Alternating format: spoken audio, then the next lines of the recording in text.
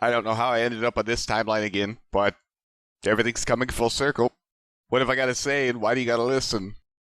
I'll play the message, and I'm going to show you why you care, at least, whether you listen or whether you don't. Last night, yesterday itself, I spent the whole day recording two videos, or one video, 6 hours. Basically, you can see this is an hour and 50 minutes. This is 4 hours and 50 minutes. So one session of work, and all of it, every single ounce of it, had to do with Mars. When I finished the last recording and edited it all day, like literally had to watch it and just understand what I'm telling myself here, right at the very end of a 6-hour special on Mars, of all things in the world, going back to that past life regression session, this comes out at the same time on DNA Awakening. You're gonna die when you see this. Why I say that is because I told you one simple truth here back in time about something. Doesn't mean anything, but it could mean everything. With the great sign in heaven, I clearly stated that I believe there was a window in time that might open up for a certain series of events. It's either basically then or not this year. But I meant it when I said it. And what I had said very specifically is that I saw a window as far ahead in time as May. We just happen to be in May. And here's the message. We are the Galactic Federation of Lights, and we are connected to you, beloved. Today, in the love and the light of the one Creator today, this transmission has connected with us and desires to understand the current situation of the Martian planet, which had been previously under the control of the so-called Anunnaki Orions and the reptilian Grey Allied forces. And before we start our sharing, please keep in mind that you have free will, and only accept those insights that resonate with your heart.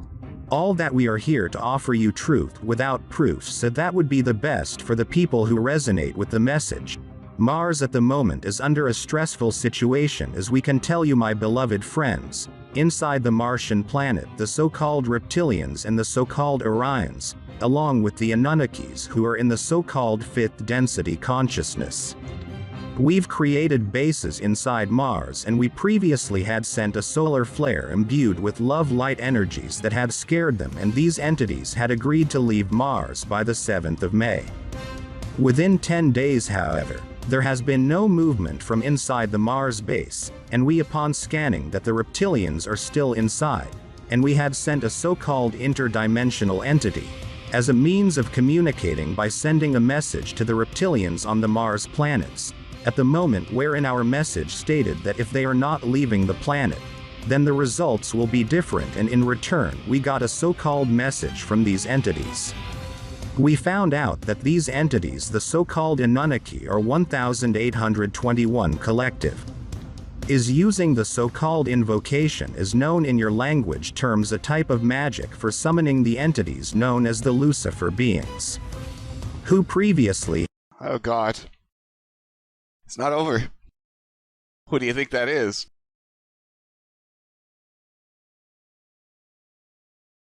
As I told you, it's all alien. But I don't want to argue with Christians on the philosophical end of things. I'm trying to tell you my truth in the way that I can explain something here. My coat of arms is over the head of Satan. This is my family crest, and this is my calling. And I told you it wasn't going away, but I don't know how to explain when it's going to happen. Nostradamus left me a pretty damn good message through the ages that this is my fate and future. Not to let it go. I can't say any more on this subject because I was using the Bible as a reference. But the Bible's timeline after the great sign in heaven, which was written in the stars, and there's much more to this story. I hope we're all here to tell it someday in the future. But I was trying to show people that this is a universal clock. Dates and times and our timelines on the earth are changing every day, but the stars are the stars. I hope people understand this now. Who created the universe if not God? And where else would the message be? A great sign appears in heaven. Now, it was never about me, but it was about understanding what was trying to be said here through the ages. It did not arrive precisely 1,260 days after the great sign.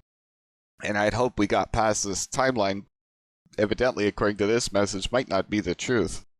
This is not a fearmonger message. It's a truth message that I want to share for a very specific reason. I am documenting this journey for a very specific reason. It's all linked to Mars, and it's all linked to Earth. Had been on this galaxy and were the caretakers of the planet Jupiter and Uranus. And now these Anunnakis are invoking and calling upon these entities. These beings known as Lucifer, who are originally in the so-called later phase of the fifth density consciousness. See, to the Dracos, the god of the Dracos is the dragon, the Alpha Draconians. Everybody in the universe seems to think if something looks like them but it's bigger is God. I can't overstate this and realize that we kind of do the same thing. God must be a giant bearded guy in the clouds. Is that not the truth? To the Urmas, as the Pleiadians said, the cat races, they're giant feline species. To them, they believe God is the cosmic cat. They were trying to use an example. And all through the ages, beings personified bigger versions of themselves as God. Now, why this all matters is because it's all interconnected. Who is Satan, the snake, the serpent, the dragon, if not the god of the reptiles? So who's the god of darkness and the god of the light? Now we got a story. I'm just trying to show you guys a broad overview of these concepts. Not like I have the truth and everything, but I wasn't kidding when I said it's my fate and calling to live and die around this thing. I'll tell you that, whatever it is. For better or for worse, it's not going away. And hence are more powerful than these beginning phased reptilians. And they have called for assistance from these entities known as Lucifer, who has, as per our information, we have received agreed to assist the so-called Anunnakis and these entities known as Lucifer, who had actually been in another galaxy. Spreading their so-called the negative agenda, are now planning to come back to this galaxy. And also the planet known as Nibiru, which had been put into a different timeline of portal in the year 2012. Now, here is the problem with this message. And anybody on my channel hopefully has already seen this, but I'm going to explain this to you one more time. Dolores Cannon, long time ago before her death, talking directly with Nostradamus. Has a question too. Yes. Okay, we just have 2 more questions and then we got to stop. Yeah, go ahead. Dolores, do you have any information on Planet X? On what? Planet X. Planet X. Planet X, forget it. I know where the guy got the idea. He had a regression with me and there was never any Planet X mentioned, but he come up with the whole idea. No, the Planet X is supposed to be based on Nibiru by Zecharia Sitchin. And in the Nostradamus books and even in the Jesus books, they saw another planet. It was actually 10 planets in the solar system. One of them had an elliptical orbit. But there never was any mention of disaster. It's just one that comes around every now and then. It doesn't mean... See, this is important from Nostradamus. There is another planet in the solar system, but it's not the world ender that we were led to believe. Why this is important is what she was talking about. There's people on Earth, there's good souls that channel all the time. They get visions. They're just loving, caring people trying to bring information into the world, but they oftentimes get contaminated with other systems, as Naughty Beaver did as well. As many of the people of the Earth understand, they were roped into Nibiru, and they left the Great Awakening because of it, because they were ashamed. Like, I screwed up and I told these people, I said, lose your bloody pride on this planet. It's not the end of the world. But there's still people to this day that are in a belief system that channel. It's your free will to believe what you want to believe, and the light and the dark play the game when you channel. That's why the Pleiadians are saying it's so unreliable. You don't know who's at the other end. So you could be talking to God in one instance and the devil in the next, and this is exactly what Ra described back at the time of Moses. Divine channeling on one side, and the devil getting in there and putting its 2 cents. There's no other way to explain it. You on the ground have to discern between the light and the dark. What is the light? The truth. The absolute truth. And that's what's been going on this world all this time. This is the very most basic, simplest way I can explain it. So when you read the Bible, many can see the light and the dark within it. What is your truth about God? What do you think God should be? Is your God a God of love, or one who only has compassion on who he's in the mood to have compassion on? Very important to discern. But this is important to bring back up again, that some people might be still contaminated with their beliefs, but still bringing information into the world. I know that's a bit confusing, but I'm bringing this up because I have a full show to do on this subject. In order to save Earth by our Galactic Federation Council is now under the control of the Lucifer beings. These beings are now planning to bring the so-called Nibiru planets, and they are planning to come to Mars. And these entities also are deciding to provide a severe resistance to our energies. Okay. Maybe now, this Nostradamus prophecy that I've been sharing for the world for, 4 years? Since the very first day, I created Naughty Beaver, and I told you it was my calling from the first. Mars, warlike force threatening us. An invasion, alien force from Mars threatening the human race. You want to know where it comes from? And I'm going to show you how it got here. It's the best I can do to educate the world on the subject. This is what he told me through the ages to understand. Naughty, the Great War is a great war, but it's not what the Bible told you. You have to tell the world, and it's like, okay, so there's aliens out there? Yes. Nothing is quite the way we were told it's going to be, but you have to tell the world for this reason, Naughty. Bloodshed 70 times. That's the problem. If an alien invasion comes to Earth, you guys have seen enough Hollywood to understand why. Okay, it's not rocket science. This is impossible. How could this be? So on and so on. But I was doing all of this, explaining the great sign in heaven, just hoping to God that it was all fake, but evidently that might not be the truth. I looked like an idiot for 4 years, and I was doing this with you guys to take the fear out of this for a very specific reason, whether I know it or whether I don't. But from a human perspective, this is the power of knowledge, those that have it versus those that do not. Who's going to go and say Naughty Beaver or the unawakened masses, should this come to be? But here's the next problem. Clergy rising, then ruined. The churches of the earth are finished. Christianity falls. Churches consecrated the ancient Roman way, rejecting the tottering foundations, sticking to their first human laws, expelling but not altogether the worshipping of saints. He gave you that prophecy next. Everything is still in line with what he had told me through the ages. The timeline is not what the Bible said. It's been altered. But the key components to all of this is understanding a certain series of events. The final president, the final prophecies, the final pope. More of those too. No care to listen. And there it is in black and white. Naughty, the world's not going to believe you. Just tell them, this is what I've been doing. So when I did all my research and I shared my journey with you guys over these years, it was about the journey, not about the knowledge per se. It's about learning and understanding. But when you realize at the end this is all just an alien debacle, as a non-Christian, it's not the end of the world. As a Christian, it is the end of the world. It is Armageddon to them. This is what they would witness should it come to be. Now I'm going to explain all of this and how it's possible the best way that I can. If there's a firmament, how can they get to Earth from Mars if we have protectors and so on? Well, this is the problem that I never showed you.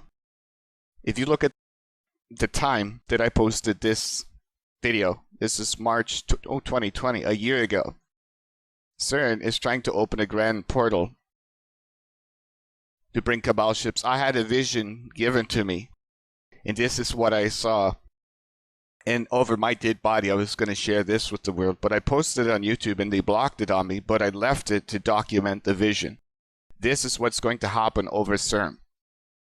The world is going to witness 3 Ankhs appearing in a triangular formation, and some Egyptian-looking hieroglyphs are going to appear right in the heavens. Just Ankhs. You're going to see them open up over CERN itself. And I told you through Nostradamus what's going to take place. It's instant judgment day for everybody living there. It's the light and the dark, God and the devil on the spot doing battle. So what is CERN doing? It's opening a portal. If CERN opens a portal and Lucifer is on Mars, how do you think he's getting here? If the firmament was created to protect mankind by God itself, and you create a portal inside the earth, you bring Satan, or the gates of hell are open from within the earth itself. This has happened before on planet Earth. This is the sinking of Atlantis. History is about to repeat itself. Now, as I look back through the ages, know I that wisdom is boundless, ever grown greater throughout the ages, one with infinities greater than all. Light there was in ancient Atlantis. Yes, darkness, too, was hidden in all. Fell from the light into the darkness, some who had risen to heights among men. Proud they became because of their knowledge, proud were they of their place among men. Deep delved they into the forbidden, opened the gateway that led to below. Sought they to gain ever more knowledge, but seeking to bring it up from below. He who descends below must have balance, else he is bound by lack of our light. Opened, they then, by their knowledge, pathways forbidden to man. But, in his temple, all-seeing, the dweller, lay in his Agwanti, which through Atlantis his soul roamed free. Saw he the Atlanteans, by their magic, opening the gateway that would bring to earth a great woe. Fast fled his soul then, back to his body. Up he arose from his Agwanti. Called he the three mighty messengers. Gave the commands that shattered the world. Deep neath earth's crust to the halls of Amenti, swiftly descended. The dweller. Called he then on the powers of the seven lords wielded, changed the earth's balance. Down sank Atlantis beneath the dark waves. Shattered the gateway that had been opened, shattered the doorway that led down below. All of the islands were shattered except Unal, and part of the island of the sons of the dweller. Preserved he them to be the teachers, lights on the path for those to come after, lights for the lesser children of man. But what I can tell you from my vision is that this is not the evil. This is a divine being literally doing battle on the spot with Satan coming through the Stargate. If I was to explain what I saw, however, everyone in CERN is going to die. Instant Judgment Day. And I've said this before and I didn't want to bring it up again, but if you see it, you have to run for your life. If you live in that nation, bye-bye. This is what I can tell you. You live around that CERN thing or something, you're finished. If you understand, in simple energetic terms, if the light is coming here to fight, divine being, the righteous won't be touched, but anybody in a non-righteous state in that moment is executed, toast, finished. That's the great battle of light and dark that I saw. Do you really want to get in the middle of it? The gods making it appear to humans that they are authoring a great war. Before heaven seen clear sword and lance, that towards the left hand making great affliction. There's your only warning you're getting from Naughty Beaver, because it's a vision, and I didn't want to share it because I'm sick of my crazy things talking to people, but I believe they all have purpose and meaning, so the time is right. That's all I can tell you.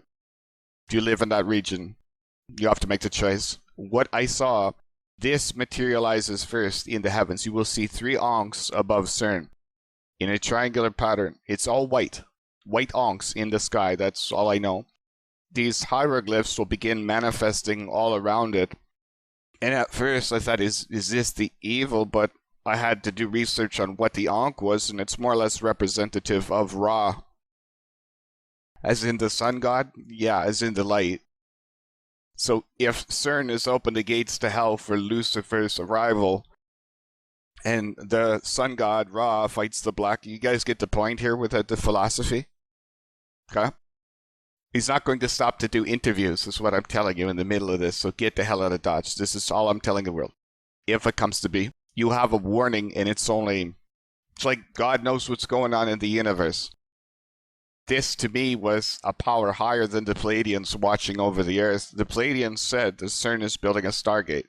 If the will doesn't want to stop it, you're going to face the wrath. It's hard to believe because nobody knows what it is. Many are up in arms and they do realize it's some sort of a gateway to hell, if you will. If you believe there's a firmament, how could the devil bypass it? Get man to build a bypass to come in here. Oh, man could never be that corrupt. Okay, we're not even going to go there. So I have aliens here telling me that man is building a portal. I have a vision that came from a higher power telling me it's being watched over, I guess. I can't tell you for sure, guys. I can't tell you the light from the dark on this subject. As a very simple man, if men are opening a portal into the earth, I can realize this is the evil. As a very simple man that studied the Ankh and its meaning, understands the spiritual aspect, this is what I can tell you might be watching over it. And I'm not making any promises. It's a god versus a god. And Nostradamus said that was coming too on that subject. So just to prove the point that I had a vision, I recorded it, but I just can't share these things with people, and you'll see blocked, banished, and we found a copyright. But a vision is a vision is a vision. So that's only the beginning of this video. Understanding what may or may not come to be. I don't know how the hell I got back on this timeline.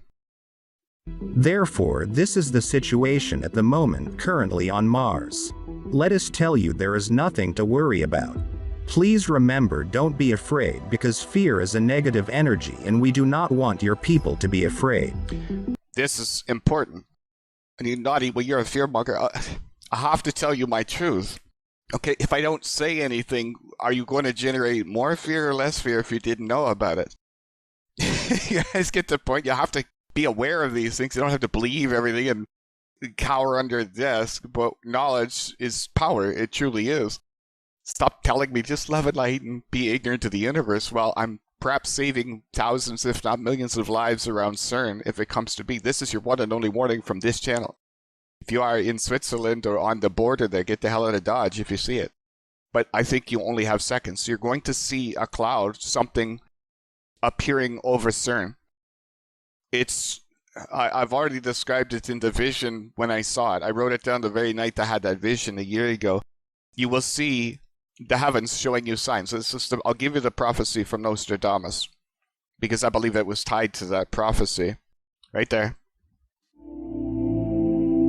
Flee, flee out of Geneva, everyone. Geneva is Switzerland. This is where CERN is.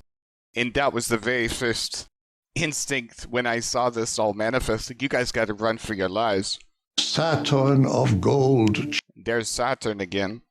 changing into iron. Repos exterminates all opposition. Repos, the positive ray, Ra, exterminates all opposition. What is the opposite of the light of the positive ray? The darkness. The light will destroy all that opposes it. So if your soul is not prepared for judgment, then you won't exist. This is the best I can tell you. His prophecy is his prophecy. My vision is my vision. But when I put the two of them together, they sound pretty neck and neck to me. Mortal combat of the gods, if you will, is going to happen over CERN. The heaven shows signs before it happens. So the people of Switzerland, this is your warning. Whoever lives around that thing, you will see the craziest crap you have ever seen in your life manifesting above or near CERN. I was there in a field watching it happen in my astral form. That's all I can tell you. So I hear a message like this, I'm keeping this crap quiet, but I will never be able to sleep if I don't tell the world. So if anybody lives in Switzerland and happen to hear this or knows anybody, would you be so polite as to let them know? That's what you're looking for. These are the signs. And you'd be the probably only ones living when it happens. You got to understand what I'm saying. A judgment is not cast over the world until a certain time, if you will. I'm not making any promises, but is your soul in a righteous state for instant judgment day? Most of the world, I'm sure, could argue one side or the other, but is your frequency too low in this world? That's the concept that they're talking about. In a horrible, unrighteous state, you will not survive. Instant judgment day. We just want your people to be aware that everything will be taken care of. However, There is yet some time left to see whether the entities known as Lucifer will come to Mars or not. And if these entities come to Mars, then the battle will be bigger than before. Let us tell that The Great War in Heaven, 3.5 years after the Great Sign in Heaven. If there's a fleet in the solar system and beings here for the ascension, I still believe there's a great war coming. But there's more to this message. your planet is in the beginning phases of the fourth density consciousness. Here's the problem that I was talking about originally, and the Pleiadians have never really spoken about this, whether I'm just wrong or they don't want to talk about it. We are in the third density. That's planet Earth. The fourth density is the astral realm, and according to the I Am discourses in most of the universe, there is nothing in it whatsoever of the Christ. If I even have to explain that to you, you should really focus on something other than Naughty Beaver. There's nothing with a soul in it. But how do you go from the third density to the fifth density? They're all sequentially ordered in terms of frequency, and Earth is lower than hell, believe it or not. 3D, 4D, 5D. How do we go from 3D to 5D and cross? Oh God, we have to go through the gates of hell. So the Earth in and of itself is ascending through the fourth density. We're ascending through hell, but we're not even aware of it at this point in time. This is why I believe many say hold the light. Bring your heart into the light. High frequency, knowledge, wisdom, understanding, love, meditation, prayer, whatever it is, that's our divine protection through the fourth density, because we have no choice but to cross it, if I've not missed the bus on this. Does that begin to make sense? So in essence, we're in the devil's realm, and this is why I said I believe there's a window in time where the devil can make his move. I don't think he's going to pass it up. Where I got the right to believe that there was a window was right here. Nostradamus leaves dates. I've shown you how I know that he leaves dates. This is the assassination attempt of Pope John Paul II. January, February, March, April, May the 13th, 1981. When I realized that, then I realized that the stars inside this image of the great sign in heaven, they don't mean anything. January, February, March, April, May. See, I can't tell you what year, but I can tell you that it was May. That's as much as I know at the time. But it can be any time between now, never, and the end of days. Here's the prophecies that you need to know. During the appearance of the bearded star, the three great princes' enemies make. During the appearance of the bearded star. The bearded star is some sort of a comet, a thing. It's going to appear in the heavens for 7 days and 7 nights. The night it disappears, the serpent is put upon the shore. This is the great sign in heaven. That's all I can give the world. If you live in Switzerland and you see some onks appearing over CERN, you're toast. Get out. If you live on planet Earth and you see the bearded star coming for 7 days, on the 7th day, 7th night, the serpent is put upon the shore. This is the only warning the Earth gets whenever it takes place. That's it. There's more than just the serpent coming, though. That's the problem. The three great princes enemies make. They are princes of the higher densities. Struck from the sky. So who could strike the devil from the sky? Do we even have to go there? It doesn't matter who's who and what's what, but the light against the dark, that's the personified battle that we would, believe in more or less down on Earth. The Bible would tell you that war breaks out in heaven. Michael and the angels fought against the dragon. They fought back, but they were not strong enough and they lost their place in heaven. It's all going to happen on Mars and over Earth. Earthly peace trembles. This is the other key. When that time comes, those that still don't believe me, I'll give you the date because it's inside the picture, but the whole world will know it when it happens. The planet will shake and heave, so to speak. Po, Tiber floods. Those are rivers in Italy, near Rome, of course, and this is all going to go back to the Vatican. Serpent put upon the shore.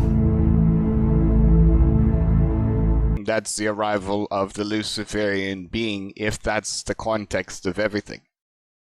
This is the knowledge that the Bible would never have. The advanced metaphysics and the understanding of the whole concept. We're crossing, in essence, the devil's domain. But it's not the being that the Bible told you, and I don't care to argue with you. But in essence, this is the great war in heaven, and that's the being getting hurled to the earth. But he said he's not alone. The three great princes hurled to the earth.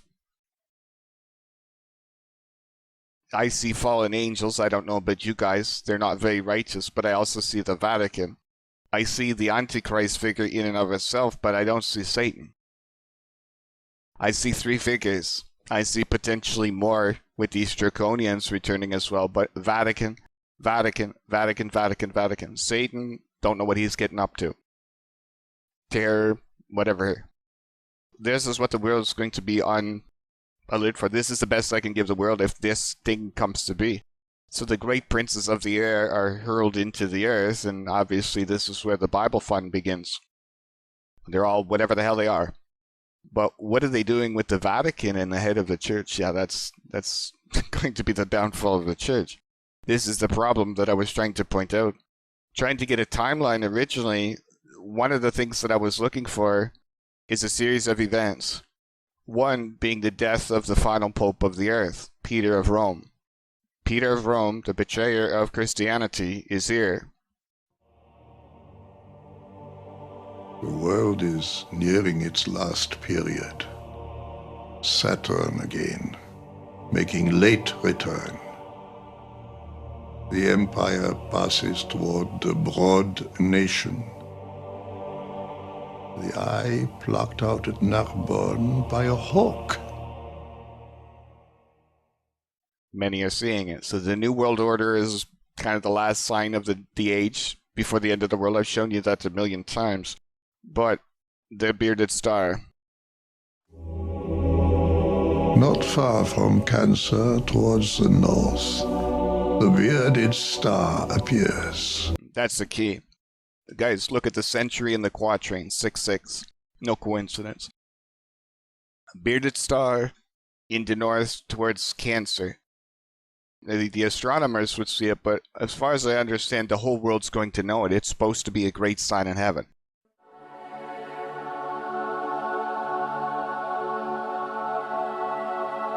Blazes the great star 7 days. Cloud makes 2 suns appear. The big mastiff howls all night. When the great pontiff, his country changes. Every man, woman, and child on the planet is going to be gawking into the heavens, seeing a thing, a comet, whatever. Something burning up in the atmosphere. This is all I know. Susa, Siena, Boeotia, Eritrea. Rome's great one dies the night it disappears. So you see the parallels here? Great star blazes, the bearded star, for 7 days and 7 nights. And if we're on the final pope of the earth, the pope is going to die. Something along those lines, and then Satan's put upon the shore. I'm sure they're one and the same. They're tied hand in hand. But he doesn't call it Satan, he calls it the serpent. So we're looking for the timeline of the death of the Pope, and yes, I can't tell you the date or the year or anything. These are the things that I was looking for. It's all tied hand in hand with a nuclear war, apocalypse, so on and so on. Now, without the doom and gloom, that was the story I had given you guys all along. They didn't line up with the Bible. It's just not quite the time yet. But on that subject, when I hear a message like this, I'm listening. Because it fills in the holes quite well. I have a lot more to this message. Therefore, many of the changes that are happening on the planet at our level of the 5th and 6th density consciousness will not be visible to your visible eyes. However, all these are occurring simultaneously with your timeline. It is much similar to that with your kind calls. Not seeing. We're moving into a world that has always existed.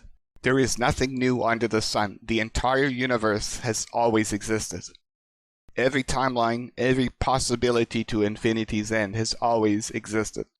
Knowing that our consciousness is just shifting through the universe into a new world that has always existed. So we just have to watch our frequency traveling through the devil's domain. So there's the concept of you better stay righteous. Okay? Or you get eternal damnation. But you get the point of raising your frequency. You have to be a light in the darkness, so to speak. That, I believe, is the concept. I believe that many of these beings don't say anything because they don't want to terrify the earth if they truly knew what was taking place. This is the concept, perhaps, of the 144,000 guiding the earth in the background. It's not about converting people to Christianity. It's about keeping people in the light or they're going to fall into darkness. No pressure. But all this ringing ears that's happening around the earth, to all the different people, you just wouldn't even know divine protection if you saw it, per se. So just think of what I'm saying. Just divine beings guiding humanity through the darkest bowels of hell. Literally through hell itself. Out the other side, you become more or less these divine beings. And again, I don't have all the answers, but I have perhaps the Beaver's Guide for Dummies. To stay into the light. Some of your people are not able to see in the dark. However, many people use the so-called infrared technologies to see in the dark. In the same manner, there are a lot of events that are occurring at our dimension. See, if you knew what was crawling around you, you'd probably lose your mind. But the human eye does not decode all light, and this is the example that I gave you guys. Why is it our technology can see things that we can't? If God just made the universe for us, why wouldn't we just see everything? And this is one of those very deep, fundamental questions, and I've said it a million times, your eyes deceive you. They are programmed to receive certain types of light, but not all light in the universe. We're locked inside of a particular frequency. Knowing that, do you really want to know what dwells in the fourth density? And any sane person would say, hell no. Those are our creations of the human mind that were locked into that prison on purpose. They are filtered through frequency into the astral realm. The world would see all of its negative thoughts and creations over all these eons. That's what's trapped inside of there, because you are the creator gods.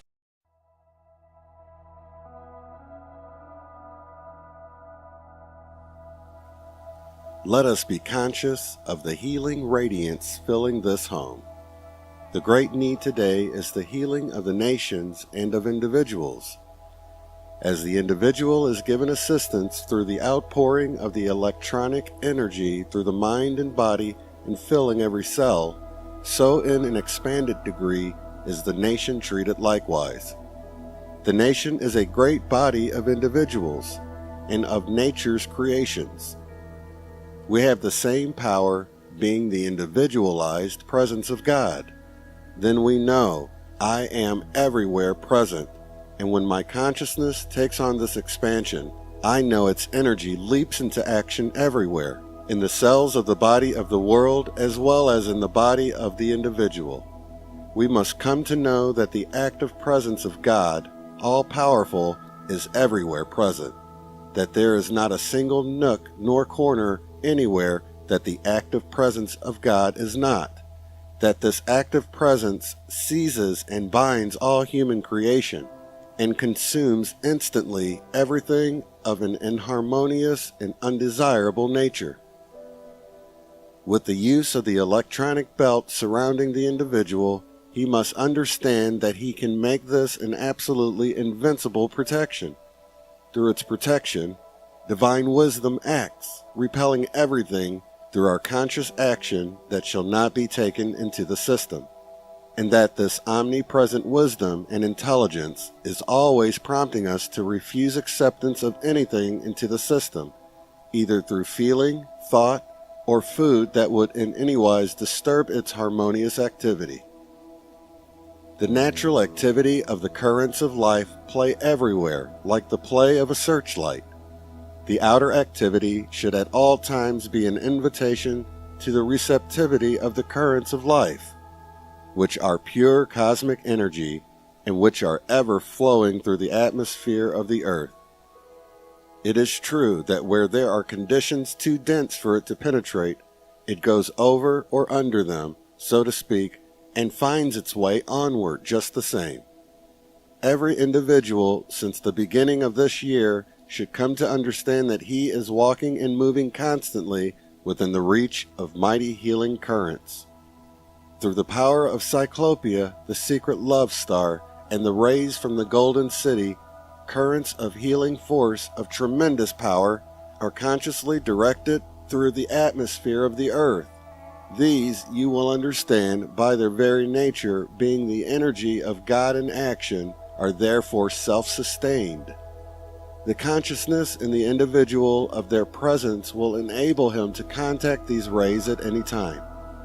Students who have a feeling of patriotism and who wish to help the nation should take the stand that these healing currents reach not only individuals, but carry into conditions, environment, and official places like an intelligent flame, and are doing a work for the protection and uplift of the children of earth, not heretofore set into such powerful action since the creation of this planet.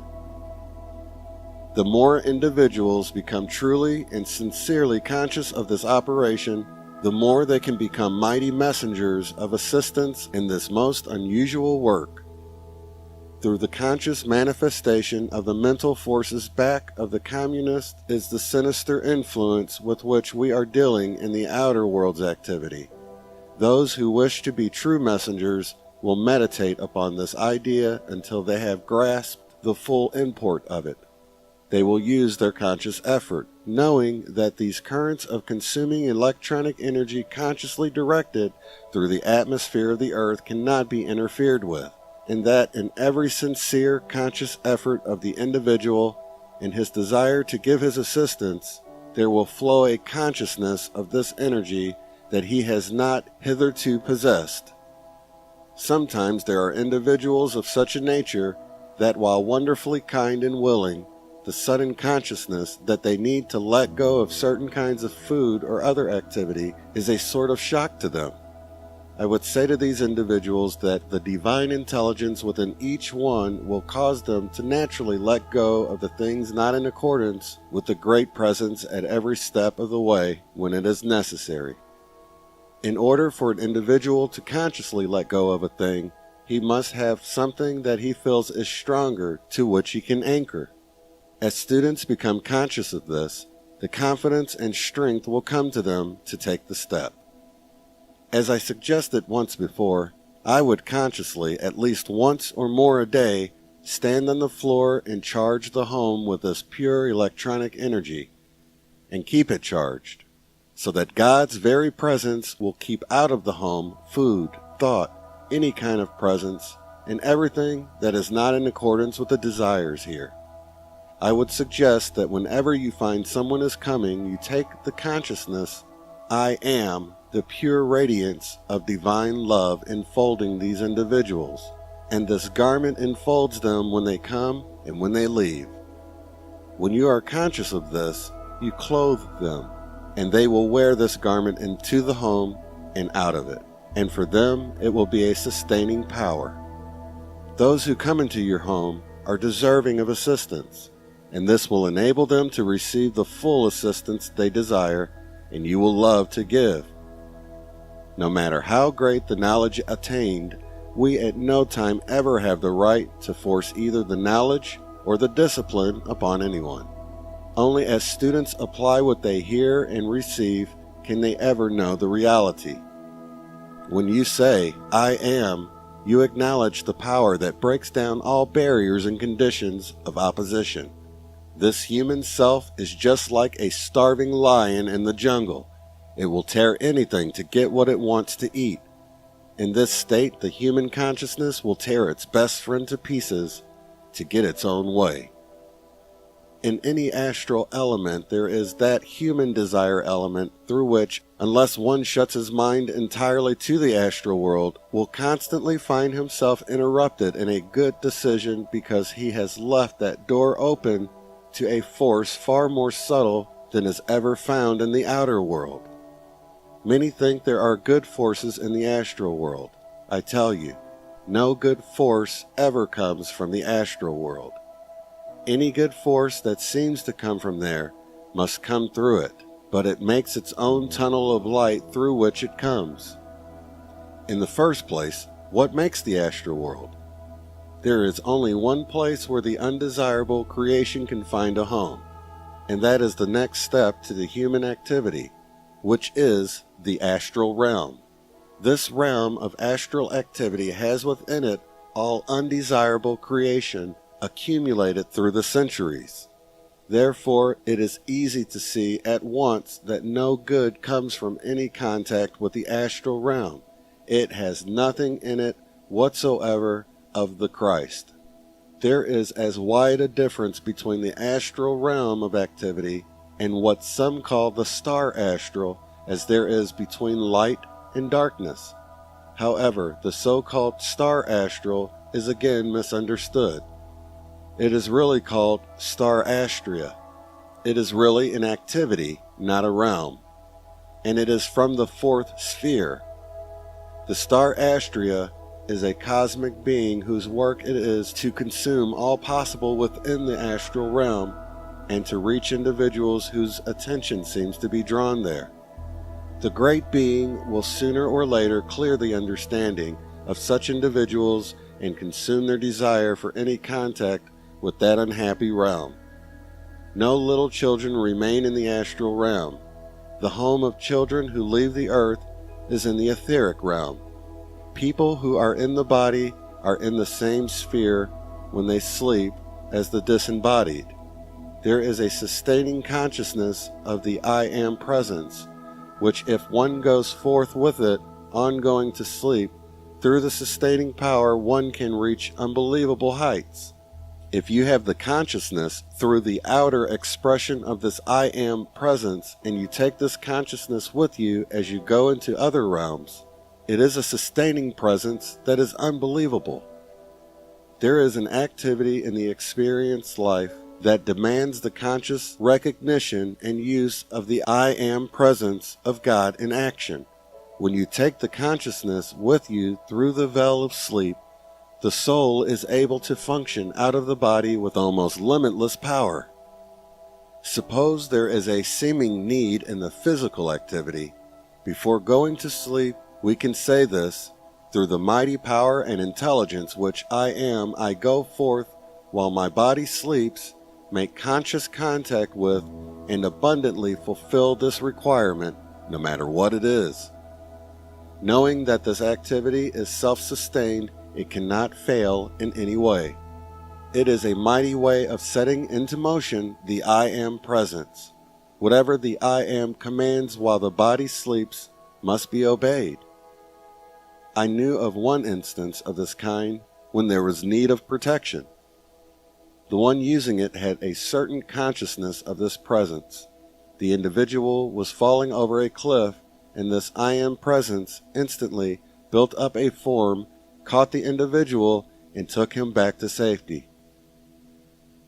When one enters the conscious path and goes into any environment where he might be in danger, one should always do some quick, definite work on his protection.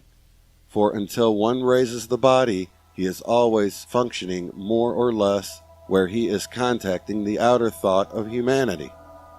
If the student be climbing the mountains, he must do conscious protective work.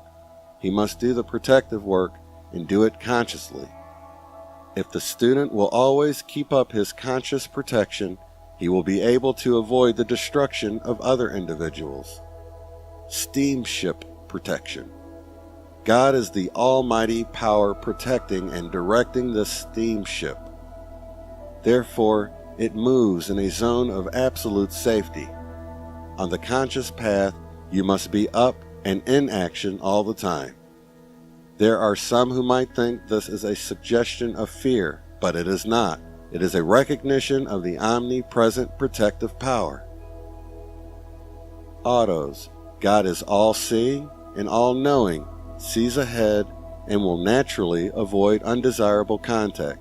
When you say, God is driving this car, the vision of God goes ahead, sees blocks and miles ahead, and the prompting will come to go to the street which is clear, because God is driving this car. Our path is unobstructed in every way. There are two reasons why students have accidents. First, because they have become angry and opened the door. Second, because the student has lain down on the job. Whenever we do a thing with a positive, dynamic attitude, it gives confidence to the outer, and it cannot fail. To project an electronic belt around another, say, I am the protective belt around. When you say, I am the protective ring or belt, it means that the electronic belt is instantly formed, invincible. Realize that when you say, I am, whatever is commanded is all powerfully, instantly done. You cannot use the I am presence without having instantaneous activity. Often say, I am the omnipresent, all-powerful, protecting intelligence governing this mind and body. It is instantly omnipresent there in action when you say, I am. The I am, which is everywhere present, is at that point doing the work that moment. This is the way you set into action by the most direct means the all-powerful action of the I am, which is all in all. Constantly remind the outer consciousness that when you say, I am, you have set into action all the attributes of the Godhead. You are now at a point when you should have instantaneous activity. When you say, I am, in any condition, it means that instant action is taking place there by the greatest power in the universe. The moment you become conscious that I am is the full activity of God containing all the attributes of the Godhead, you do that moment have the full use of this mighty power. Use often, I am, the presence producing this master home. Get the consciousness of the mighty presence you are calling forth when you are using the I am. I have always loved to specify what I wanted to do. If I want health in my body, I say I am the presence charging this body with pure electronic energy. When you say, I am the ascension of this physical body right now, I am the ascension of this physical body right now, I am the ascension of this physical body right now, then you have accepted and entered into the action right now. When you are striving for the light and unlimited action, you are striving for the greatest thing in the world. Fill your world with the presence which I am, and when you do this, feel you are doing it consciously. If one will take the consciousness, I am the perfect activity of every organ and cell of my body, then it must manifest. You have but to be conscious of this, and it must be. Use often, I am perfect health now manifest in every organ of my body. Put your confidence in your I am instead of something. Suppose you want great intelligent activity. Say, I am the perfect intelligent activity in this body. You cannot do this looking to something outside. To clear the mind, eyes, and ears, I am the perfect intelligence active in this brain. I am the perfect sight looking through these eyes. I am the perfect hearing through these ears. Go at these treatments with determination and they cannot fail. You have the reins, now use them. Avoid all use of words that seem to be a reminder of limited conditions. When you are conscious of the I am, you don't care what anyone in this world does. You must not be concerned about anything but your world. For squaring the circle, use the I am activity. Pay no attention to what anyone says. Just say specifically what you want to produce. Say again and again, I am the only presence acting in this. Say, I am the only presence acting in my world. For finding things, I am the intelligence and all-seeing eye which finds this. You will be amazed at the feeling that grows within when you do not have to look to anything but the I am. Wipe out of your mind everything but the conscious operation of the I am, for it is the most potent power possible. Get the sense of ease about producing these seeming miracles. Suppose you want to illumine a room. Say, I am the illumination of this room. Then you act upon the electrons in the room. The illumining of the atmosphere of a room is as easy as raising your hand. Your ability to illumine a room is just as easy as physically illuminating it through the electric lamp. You can just as easily plug into the universal current of electricity as through the wires. To make visible the illumination within your own body, say, I am the visible illumination through this body now. Right within yourself is a focal point. The I am in you created everything in the universe. When you enter into the confidence of the I am, it will soon do away with all obstruction. Use often, I am the consuming power and presence of every bit of fear, doubt, and questioning in my outer activity concerning this invincible activity of the I am. Keep this up, and you will always know instantly what to do. You can take this and use it, and thus remove every obstruction to the I am activity. When you operate consciously, you know positively it is done. The consciousness of an individual clothes the form with the individual's own concepts of it. When these are drawn about an individual who has generated a certain energy, they impose upon him nothing but the things of his own world. Whenever you feel a sudden joy impulse, grasp it, use it, and decree.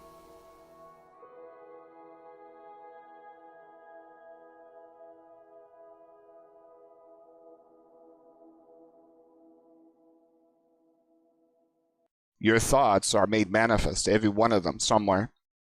Your thoughts create worlds. So knowing that, if humanity is tortured and tormented and sick and twisted, demented ideas, probably seems wise to lock them up, perhaps, until we get a handle on this divine power, and that's what it was done for. They're separated through frequency into the little... God has a folder, nice, righteous worlds and devil stuff. You don't want to ever open that folder. There's no password on it. Don't go down that rabbit hole. Does that begin to make sense? Ew. Because there are certain things in this world you're better off not knowing, and that's kind of why I really don't go down these rabbit holes. And we must tell you that there is nothing to worry about till now. However, we will request each entity listening to our message today, using their free will to... Okay. So here was my question. If we're traveling through this fourth density, how long is it going to take? And if I'm using Bible terms, I would say about 3.5 years. That's how long the devil rules in biblical terms, and that's what I was just beginning to believe is possible. We're in that realm or density or what have you for a time. It just doesn't happen overnight, if you will. Again, I don't have the answers, guys, but I'm just thinking outside the box on these subjects. Yeah, there was nothing to worry about until now, and now is when kind of Nostradamus was saying the problem was coming. So I'm concerned about it. To at least try and send love and light. And also to allow yourself, each entity knowing has got a divine connection with the higher self. And allow each entity to connect with the higher self. Because your higher self being in the sixth density can help us in this process in the conflict. If it occurs soon, so today we are going to tell you how to connect with the higher self, and for that let us tell you a short example of how this connection with the higher self works. So I don't want to play any more of that. I'll leave a link if you guys want to check the rest and understand this, because I'm going to bring Gosha into this equation. Number one, when I heard this, like everything, I'm always skeptical. And then Planet X or Nibiru come into the wash. I was like, okay, but I realized a lot of people are contaminated by their beliefs. It's like anybody on Earth. You might be giving all this righteous information, but you believe in Santa for some reason. You always bring Santa. You think everything has to do with Santa or something like that, even though all your messages are wonderful. It's just, man, what's this guy's obsession with Santa? It's just the world that we live in. You get caught down these little rabbit holes, and they're trying to make the pieces fit on what you know, and this is Naughty Beaver in a nutshell. I have the Bible, I have Nostradamus, the bloody Anunnaki came into the equation, everything but the truth. The truth, it's all alien. And that's the truth that'll set this world free at some point. Now, this is the guy that did it, Sam the Illusionist. This is where the knowledge comes from, but I want to show you his message, and what he has to say. Just a couple of minutes is, I was threatened for revealing negative entities' agenda on Mars. He's like, what the hell? Like, he's just sharing information with the world, but they don't want the world knowing because ignorance is bliss. Is that not the truth? Hello, my friends. So I greet you in the love and the light of the one Creator. So in today's session, I am asking the Galactic Federation about a certain entity that tried to, scare me, yesterday. So let me tell you the backstory. Yesterday, I actually channeled the Galactic Federation about the Mars situation, and they told us that something big is happening on Mars with the negative entities calling upon even higher negative beings, right? So, you have to understand the hierarchy of heaven. Earth is 3D. The astral entities are in 4D. The negative of the demon world. There's the positive and the negative timelines. So God has filtered the entire universe through frequency. Earth is neutral more than anything. It's got a little bit of both on Earth, and that's the light and the dark and the balance. In certain densities, it's all negative creations. In other densities, it's all positive creations. So you can just imagine this hierarchy of heaven, all split through frequency. So these reptilians, unfortunately, are cornered between Mars and Earth. Who do you think the meat shields are between heaven and hell here? That would be the human race. But we are the divine, and you need to remember that at all times. And this is the journey that we've been going down together to explain this to people. You are not this lowly meat suit that the universe tells you that you are. You have to remember that. And when you know that and you own that, you have nothing to fear whatsoever. But to own that, you must become fearless. What is God scared of in the universe? Nothing, yeah. So why do you have fear? Because you lack knowledge. If you fear something, it's because you lack knowledge. Is that a fair analogy? So I'm giving you knowledge. It's up to you to walk your own path should certain things come to be. As I said, I don't know what the future holds. But the whole world could go up in flames in an afternoon in these next coming years. So it is, until the end of this crap, the world is unfortunately stuck in a cycle of better live in preparedness 24 hours a day. All the crazy things that are prophesied. So in simple terms, take care of yourself and your loved ones. And as the Pleiadians said, the dollar will collapse, the US dollar. Buy physical gold and tangible assets. That's what they told Gosha. Your Bitcoin won't be there. Gold is doomsday money in essence, but for a time, it might serve a purpose. That's more or less what they're documenting. So many people are buying gold and silver because it's a lesser denomination of exchange. They believe it might go up X in value. Gold is doomsday money. The doomsday might be approaching faster than the world thinks, so that's the concept. I'm not spreading the fear, guys. I'm just sharing the message. I knew it was coming. My family crest is on the head of Satan. I know that I'm marked for death. Okay, I don't care how you look at it. Whatever the hell is going on, I know I have to explain it, but I realize it's also some alien debacle. I know there's lots of divine protection on the earth, but in the interim, the world has got to be aware, those at least that are chosen to, about what's going on. I'm not spreading fear, but I want to share these types of messages for people to understand. Because I can't make these promises in this world. I'm not going to be that false guy. I told you guys, you are all dead. If it works out any better, you can call me a false prophet. That was my statement back in time. Yeah, fair enough. You're all dead. However, might be a light side to this. That's my role, and that's the way I keep it. So I'm not making any false promises like the universe is going to save us.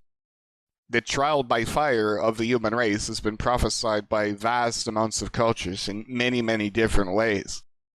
And like all things on Earth, it's been corrupted through the ages, in one form or another, by the reptilians themselves. The universal truth seems to be some sort of trial by fire here. That's what I'll tell you. I don't know how it could just not happen. God changed its mind or something? Oh, never mind.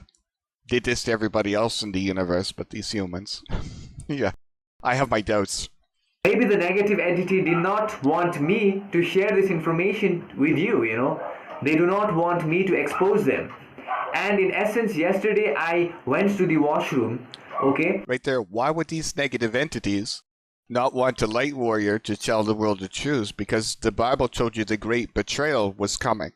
if the Vatican betrayed Christianity and never told them about the great sign in heaven, then the great betrayal is going to be a cakewalk to pull off over the earth. Does that begin to make sense? The Christians, for the most part, they're not on high alert. Many are. Most are not.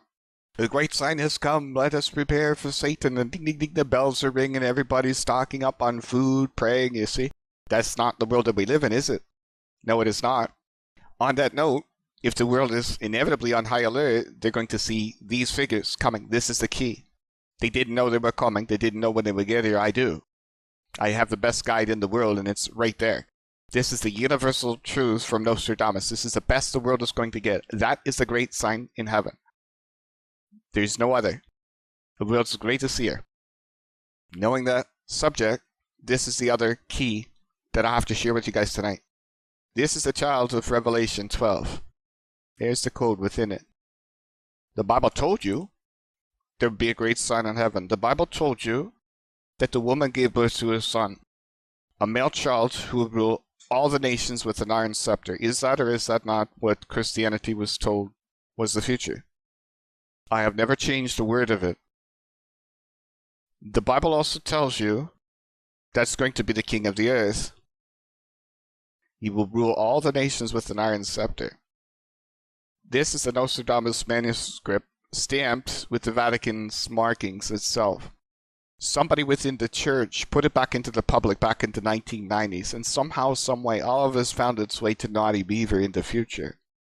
Somebody on earth has moved heaven and earth to make fake images of all of this. And the only person on earth I could bring it right back to finger is the guy that was in the book that knew he'd get caught.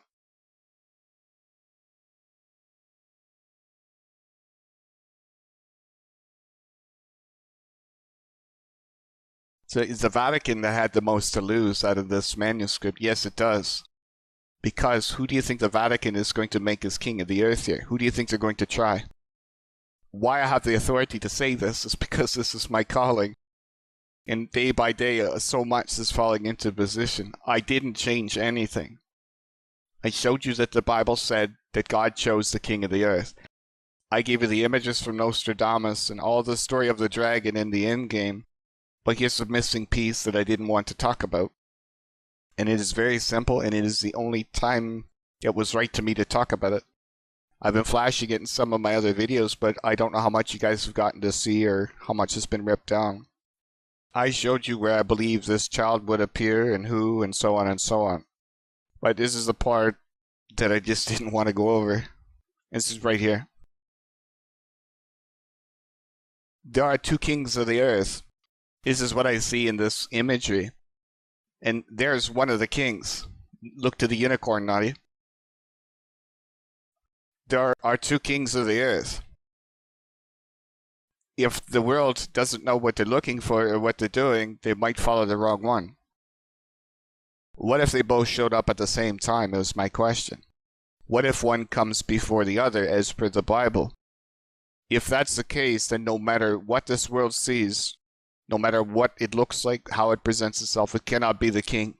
See, the Antichrist is a wild stallion, if you will. Look at the figure here that you see. Very wild. What do you notice about this second one? Very noble, very humble, and the key to all of it was right here. Look to the sign of the sun, Naughty. I gave you guys a sign from heaven. Believe it, don't care. This is the best I can do for the world. You can take my knowledge or leave it. The Bible told you who the king was. It wasn't Jesus.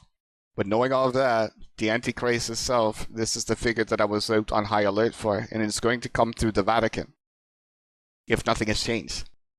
So if you think about it, in my opinion, because this is not the original manuscript, there's always somebody editing the damn images, so I don't have the originals or the book.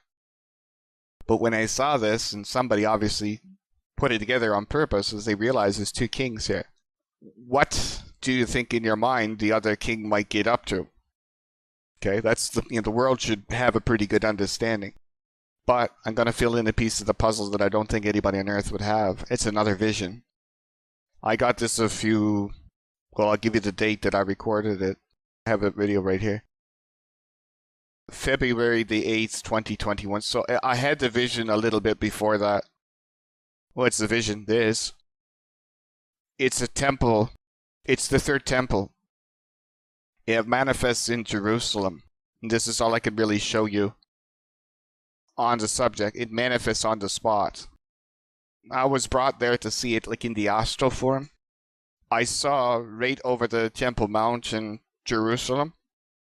The Temple Mount itself is where this temple is going to manifest. But the thing is huge. The whole temple is literally like...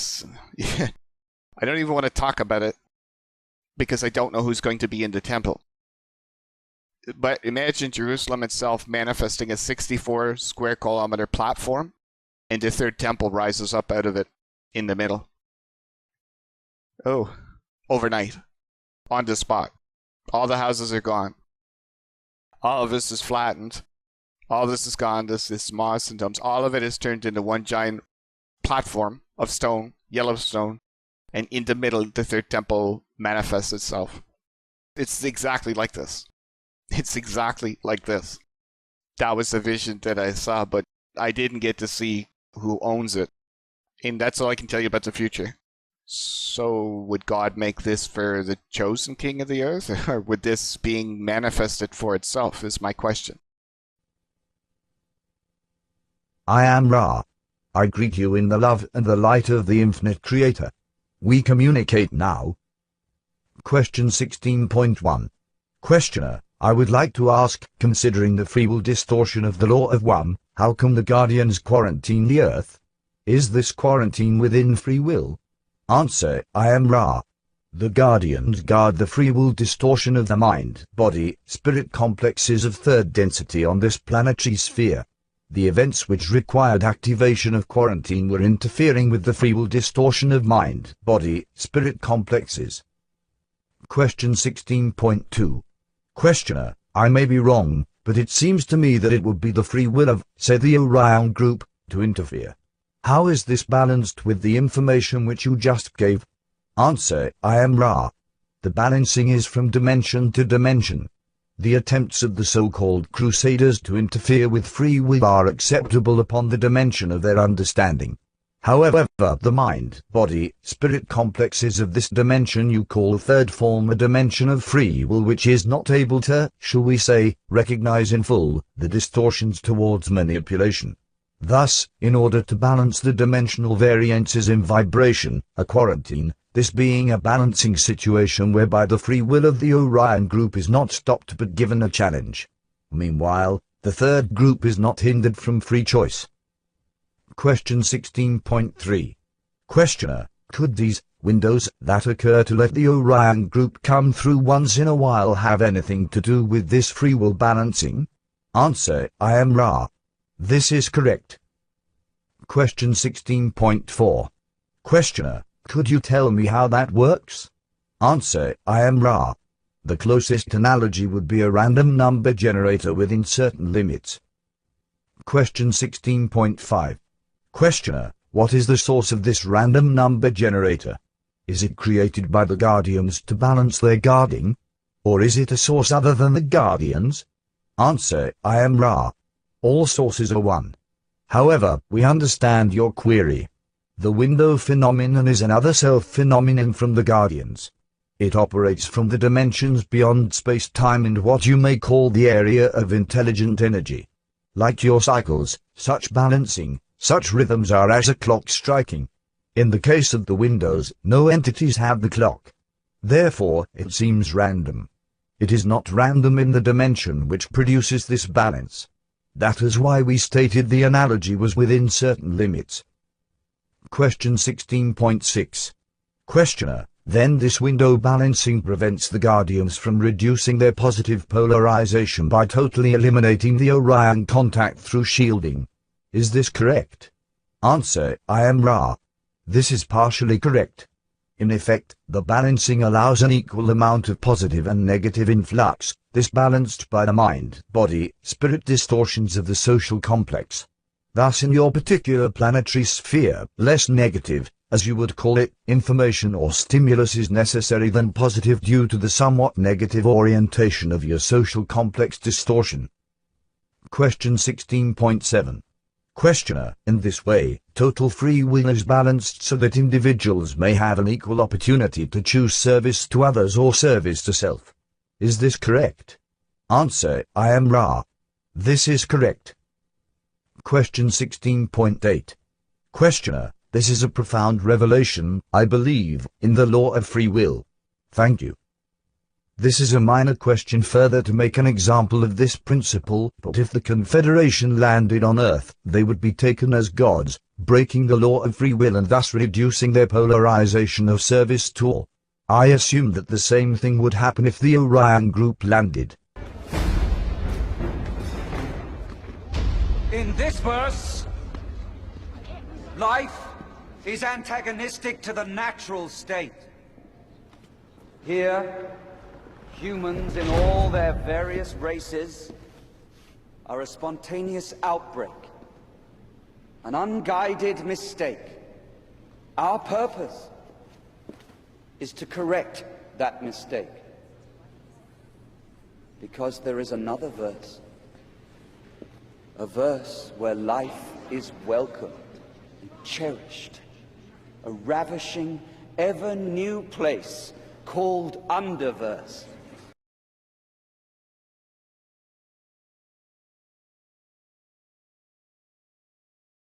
How would this affect their polarization of service to self if they were able to land and became known as gods? Answer, I am Ra. In the event of mass landing of the Orion group, the effect of polarization would be strongly toward an increase in the service to self, precisely the opposite of the former opportunity which you mentioned. Question 16.9. Questioner, if the Orion group was able to land, would this increase their polarization? What I am trying to get at is it better for them to work behind the scenes to get recruits, shall we say, from our planet, the person from our planet going strictly on his own using free will, or is it just as good for the Orion group to land on our planet and demonstrate remarkable powers and get people like that? Answer, I am Ra. This first instance is, in the long run, shall we put it, more salubrious for the Orion group in that it does not infringe upon the law of one by landing and, thus, does its work through those of this planet. In the second circumstance, a mass landing would create a loss of polarization due to the infringement upon the free will of the planet. However, it would be a gamble. If the planet were then conquered and became part of the Empire, the free will would then be re-established. This is restrained in action due to the desire of the Orion group to progress towards the one creator. This desire to progress inhibits the group from breaking the law of confusion. Question 16.10. Questioner, you mentioned the word empire in relation to the Orion group.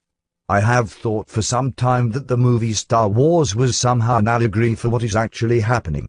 Is this correct? Answer, I am Ra. This is correct in the same way that a simple children's story is an allegory for physical, philosophical, social complex distortion understanding. Question 16.11. Questioner, is there a harvest of entities oriented towards service to self like there is a harvest of those oriented towards service to others? Answer, I am Ra. There is one harvest. Those able to enter fourth density through vibrational complex levels may choose the manner of their further seeking of the one creator. Question 16.12. Questioner, then as we enter the fourth density there will be a split, shall we say, and part of the individuals who go into the fourth density will go into planets or places where there is service to others and part will go into places where there is service to self. Is this correct? Answer, I am Ra. This is correct. Question 16.13. Questioner, can you tell me the origin of the 10 Commandments? Answer, I am Ra. The origin of these commandments follows the law of negative entities impressing information upon positively oriented mind, body, spirit complexes.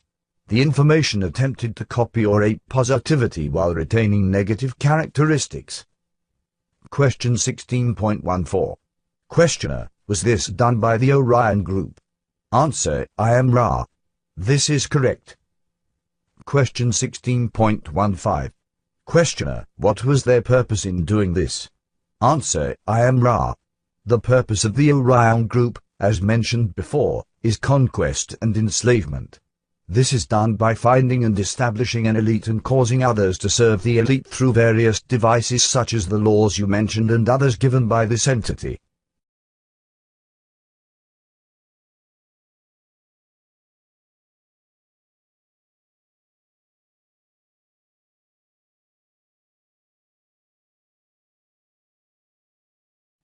Question 16.16. Questioner, was the recipient of the commandments positively or negatively oriented? Answer, I am Ra. The recipient was one of extreme positivity, thus accounting for some of the pseudo-positive characteristics of the information received.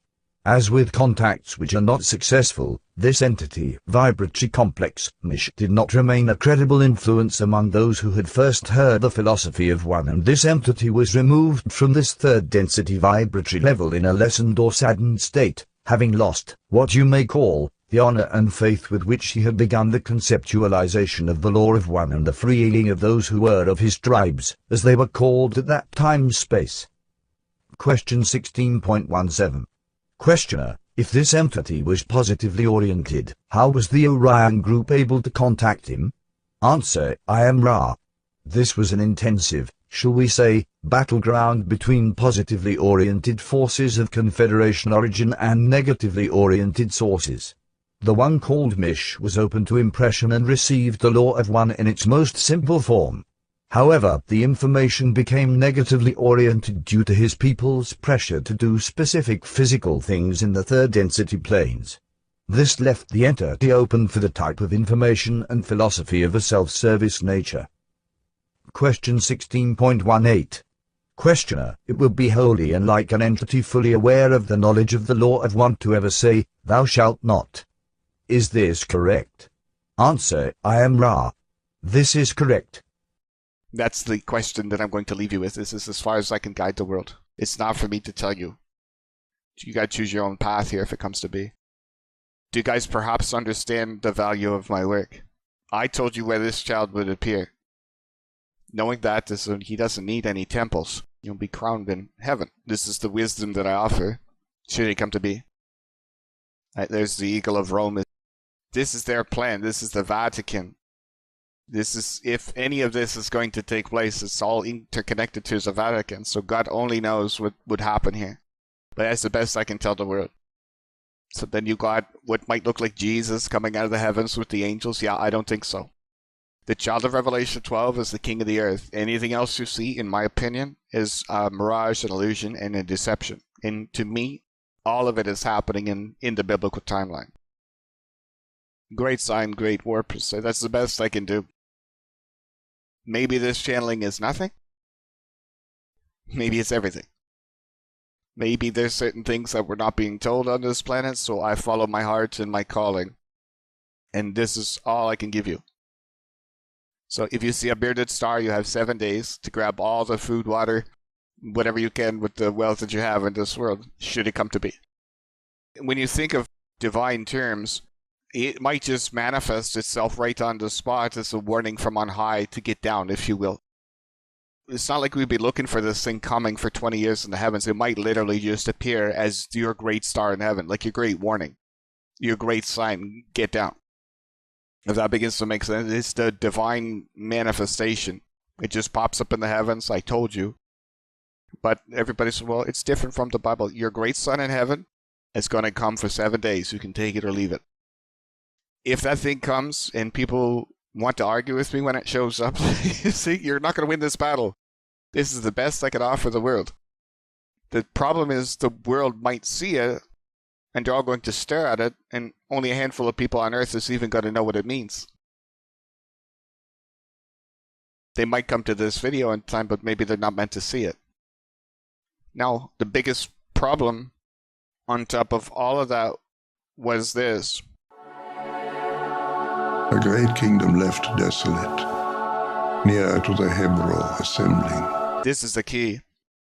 A great kingdom left desolate, near to the Hebrew, or the Jewish people, assembling. They're going to assemble. the whole nation for some reason. Now, I haven't looked with my own eyes, but you guys, I guess, have been telling me that Messiah or something has showed up in Israel. You guys might have to educate me on that. I haven't had time to look, nor do I want to.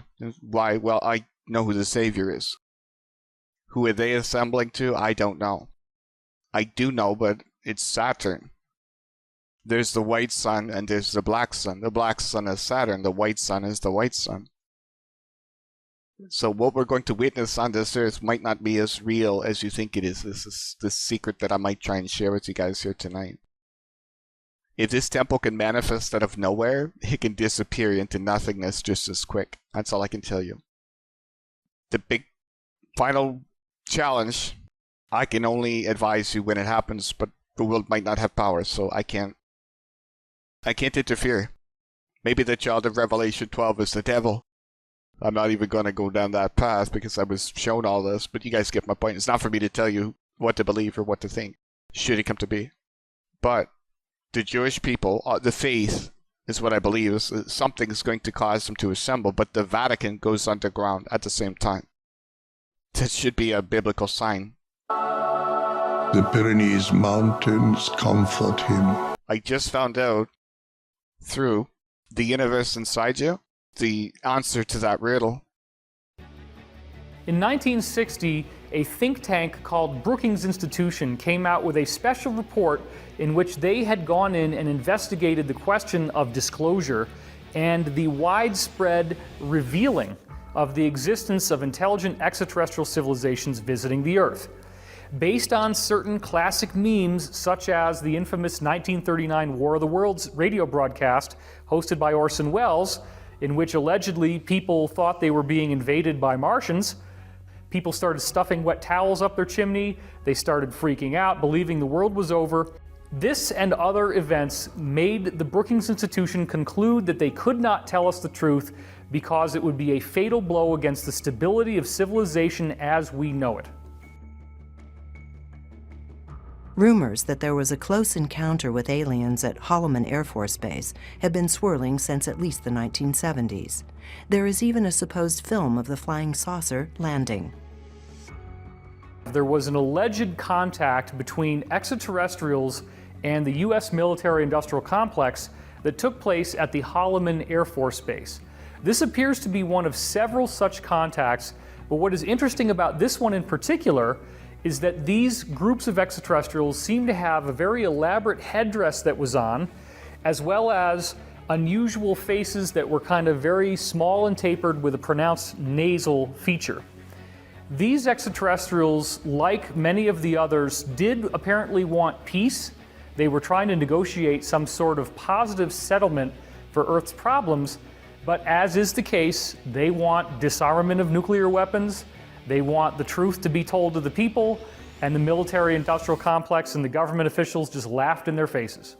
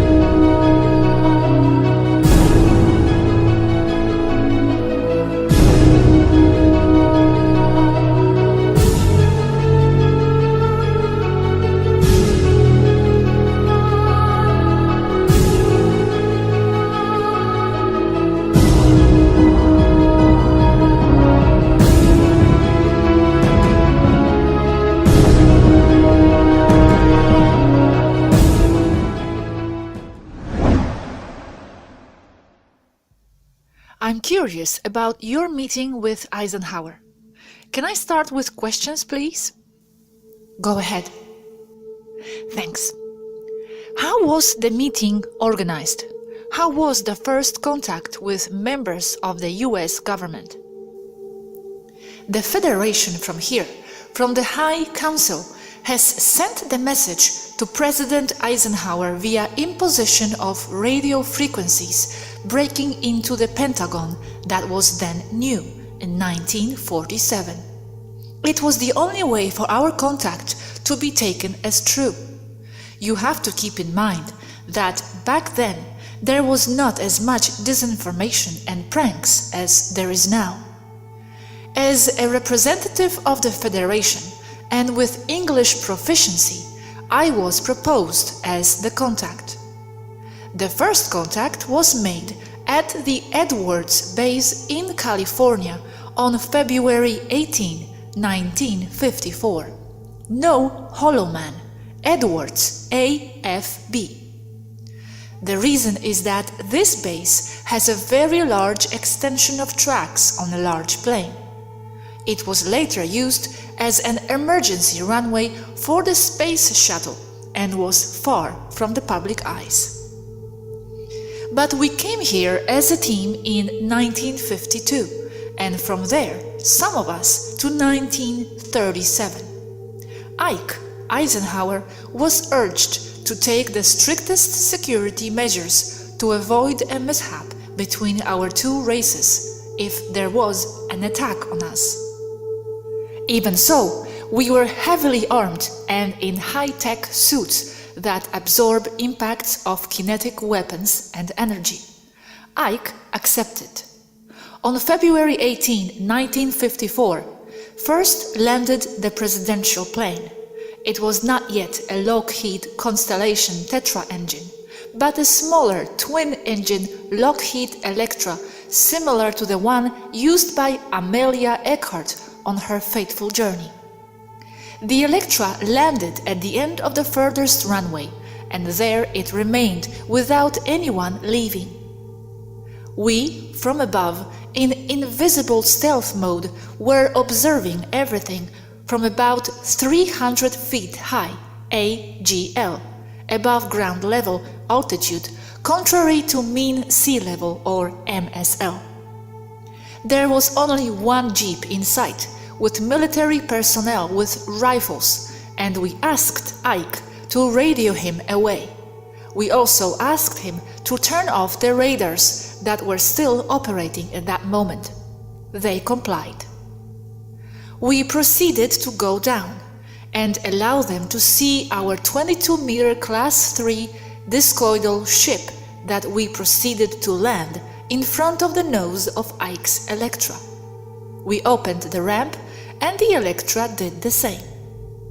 Ike went down the ramp dressed military in his sand-colored suit with a hat and emblems. I did the same, dressed only in a bluish-gray one-piece suit. They could see that I was not armed. I could not see the same in Ike, but our instrumentation indicated that he was. We arrived about 2 meters from each other and we stopped there. I introduced myself as Rachel of Temer of the High Council and as the person with whom he had been speaking. Ike, very correct in his role as head of state, showed no courtesy to me. He just said, "Cut the crap and tell me what you want." I proposed to him that Taygeta could give him energy and free reactors, as well as electric transmission for all, in exchange for total nuclear disarmament. He just observed me. I insisted that ionizing nuclear power would only bring problems to humanity, and that there were better energy options that we were willing to give them for free in exchange for disarmament. Ike interrupted me strongly and said that he would not, because the Russians would have a high hand against the United States. I insisted that the Russians should also give up all their weapons and technology. Ike just kept interrupting me, insisting that it was just a communist ploy to disarm the United States. I assured him that it was not the case. He did not listen to me and said loudly that the meeting was over. He did some kind of oriental reverence, I don't know its name, lowering his head momentarily. He turned around and entered his plane. I boarded my ship and retreated. End of first meeting. Rachel, thank you very much for sharing. I have a couple of questions, if you don't mind. When he saw you, what face did he have? Was he surprised to see a young girl of Earth appearance? Yes, I know that had to do with his attitude. And that also caused conflict during the following night contact between February 20th and 21st. Maybe a Taygetan man had to come out with armor and armed. In hindsight, that should have been the case. We've thought about it before, and not only thought about it, it is already in the records that it should have happened that way. Humans like to be impressed. But you have to keep in mind that if today it is difficult to find someone here who speaks English, on that day it was even more difficult. We understand that Ike gave as an excuse to see us going to see his dentist. I don't have more details about that. Upon arriving at our ship, we immediately discussed what happened and insisted on talking to Ike on the radio for a new interview. We had to threaten him practically. We told him that if he did not listen to us, we would only go with the Russians. On the night of February 20th, in the same place, Edwards Base, the second encounter with him took place and in the same manner.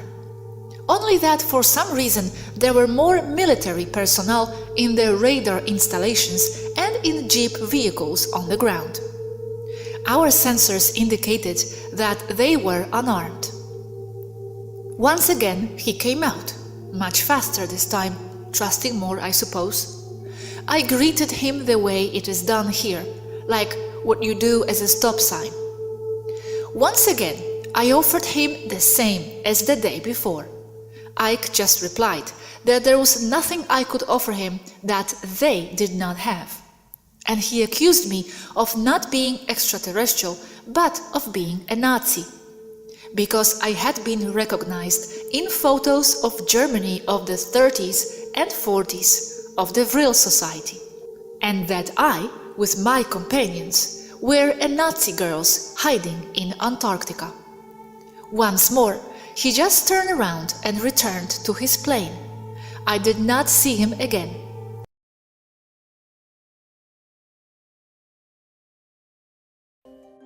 When we start getting into the upper, highest level echelon of the cover-up of the UFO phenomenon, I still feel that I need to be careful and researchers need to be careful.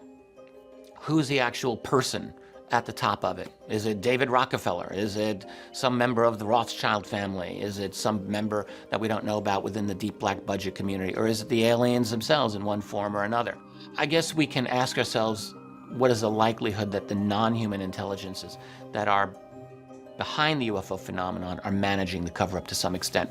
I think we can say a few things. One, we can say they do not have an interest in being out there, in being publicly acknowledged. They do operate by stealth. I think they've always operated by stealth.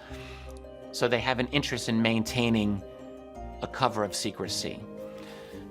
Toward that end, if I were tasked with doing counterintelligence on the cover-up, I would have to consider the likelihood that they themselves have some role to play in the secrecy.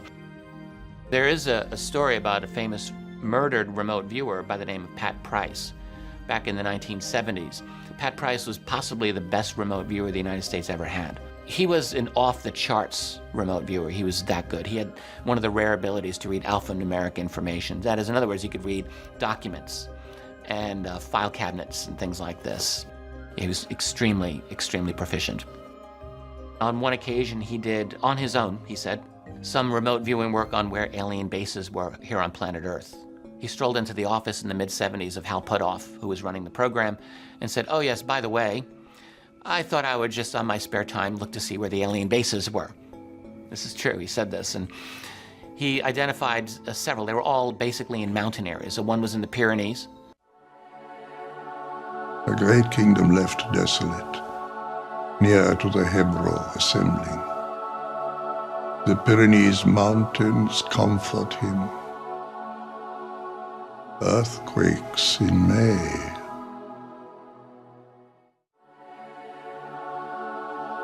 The field of the Vestal Virgin's temple, not distant from Elne and the mountainous Pyrenees. Evil within the great conduit hidden, rivers freezing, rotting vines, north written. One was in Mount Hayes, Alaska. And he said regarding that base, the Mount Hayes, Alaska base, he said that has political protection in the United States government. He said they have their people in the U.S. government who are making sure that no one pries in on that base. That particular base, the way Pat Price described it, was somewhat similar to how you might look at the base in the Hollywood movie Men in Black, you know, the huge alien depot where all the different races go, and humans as well. Not quite, I don't think he described it with quite the humor that you'd get in the movie, but in other words, a big transit point. Very simply put, the Pyrenees Mountains is an alien base. One of the remote viewers of America 50 years ago remote viewed it and realized what it was. So the Pope is going to go underground into an alien base while the Jewish people assemble to Saturn. Earthquakes in May. And there was that other problem. It's May. That's the sign of the dragon. The 5th month, May. So this disturbing channeling comes through when I was just hoping that all of this was a bad dream. But if it doesn't happen this year, it could be next year, or the year after, or the very last year of the tribulation. You see, the devil gets to play its hand. That's all I know on the subject. The Pope doesn't look like he's ready to die or go underground just yet. That's all I can say on the subject. There's a series of events that would take place. That's as far down that rabbit hole as I can take the world. I don't want to talk about these subjects because I don't want to believe that they're real, but I can't bite my tongue. And at night time, at 11, on the window, there was an image of a black figure. Now this image can be considered similar to the in Harry Potter there is this entity, right, known as the Dementors or something like that. They have black kind of wavy who suck the soul of people. The same kind. You see these types of archons, like the Angel of Death, you know, with the scythe, with the black wavy cloak on top of it. But listen to his details here, okay? This is important. Kind of entity, but with red eyes, okay? It looked almost similar. And I immediately, left the washroom. I closed the door and then I called my mom. And then I, did the love light protection on me, which I will explain after the session. And so today's session is about that. Galactic Federation explains who it was and how can I protect in the future. And not only that, you can also use this technique to protect against any of the entities, negative entities who try to visit you, okay? So you can. So if we're crossing through the gates of hell, and righteous people that go to church and pray are divinely protected and they believe that they are, keep it that way in your mind. I told you, I'm not here to change your beliefs.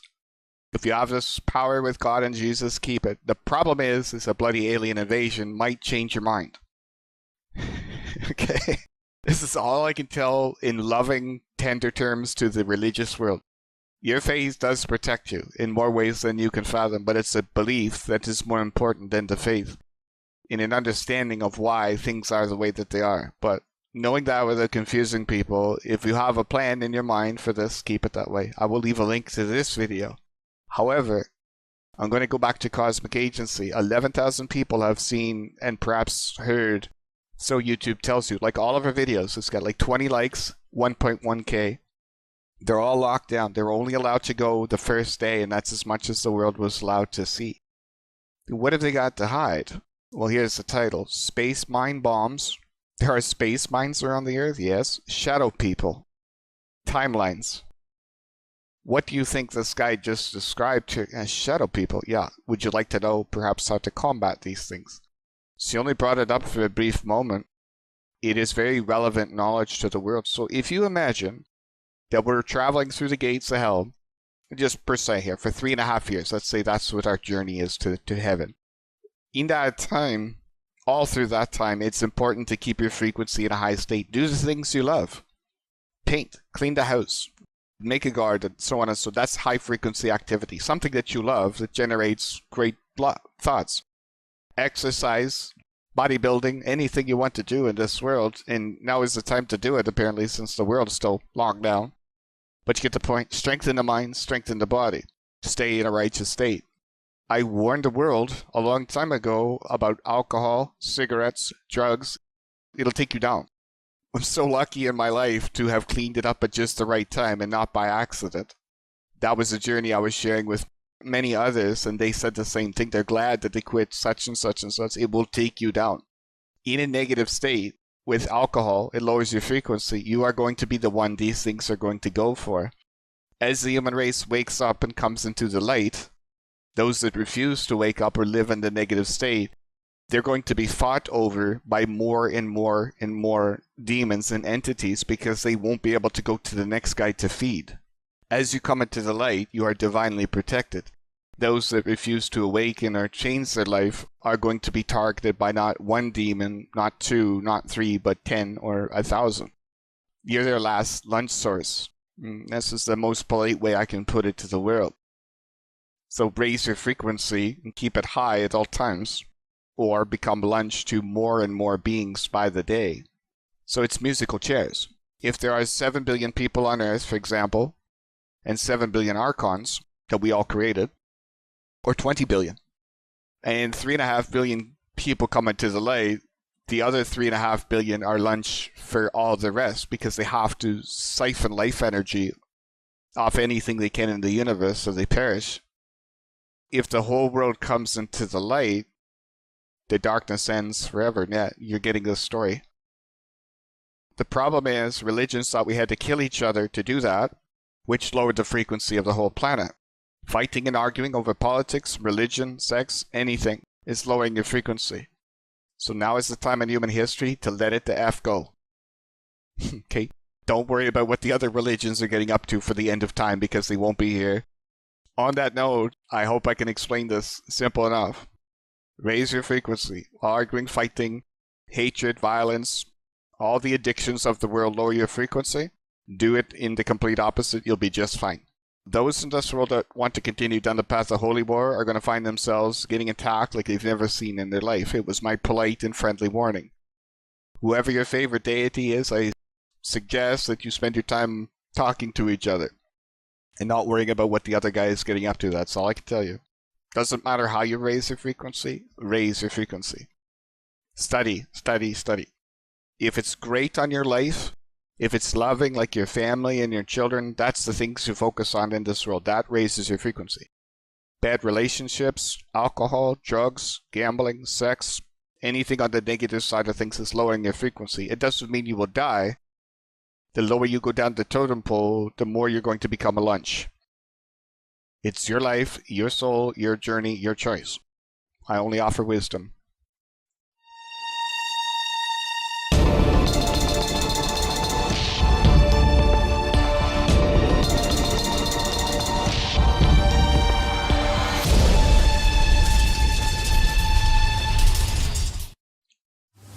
Hello everybody, I'm Gosia from Cosmic Agency, and today I have several subjects with you to share. The first one will be the shadow beings. The shadow beings, yes, not a very pleasant topic, but I have some little information about them, so I'm going to share that. And later on, talking about not such pleasant topics, I will mention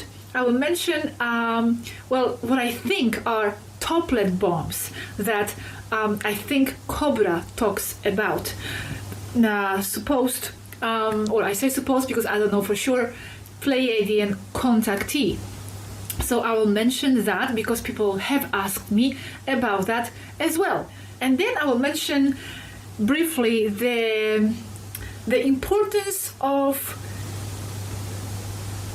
aligning yourself with the inner power to manifest a certain timeline, a positive timeline. And I will mention briefly about the negative timelines versus positive timelines and how it relates. And do you guys remember me at the beginning saying, how the hell did I get back on this timeline? That's the joke of it all. Hey, what the hell? Thought we destroyed the devil here. Why I say that is because when I give you this story, I'd love to believe it's just a story, I also try to look in the other direction. Well, how are we going to stop this? Well, a divine being is going to destroy CERN, and the Federation is going to do this. Do it in your mind. You can manifest an alternate timeline because all timelines in the universe exist. The sky is the limit. What timeline do we want to be on, and what timeline do we want to avoid? We have to manifest a way where CERN is destroyed, in my opinion. I gave you what I saw in a vision. Divine being is going to intercept it, I hope. This is what I believe because I had the vision. The world thinks I'm crazy. They don't want to believe with me, but I'm sure they're probably looking for miracles here in a future time. I believe that a divine being is going to intercept that plan, above and beyond the Palladians, because that's not their symbol. The Ankh does represent a positive to them, and they were talking about the Ankh with Gosha. That's all I know. On that note, I can't start a movement to destroy CERN, and most of the planet doesn't believe me anyway, so we'll cross that bridge when we get there. But that's the idea of this frequency and timeline shifting. I literally recorded a 6-hour video on Mars, and the very last second I finished it. Oh, by the way, Satan's coming through Mars. The last thing in the universe I wanted to hear. Because it proves everything that I was saying. The devil is not what you thought, number one. Number two, it's an alien invasion from Mars. Number three, it's coming through CERN. Nostradamus was right, and the Bible is basically, in essence, corrupted to the core. At the head of it all is the Vatican, and it's all an alien debacle. That's the best I can show the world. If humans have a Jesus figure as their highest form, the Christ consciousness, that's to them their God. That's the concept, that's the highest light. To these negatives, their concept of the highest light is the dragon of Revelation.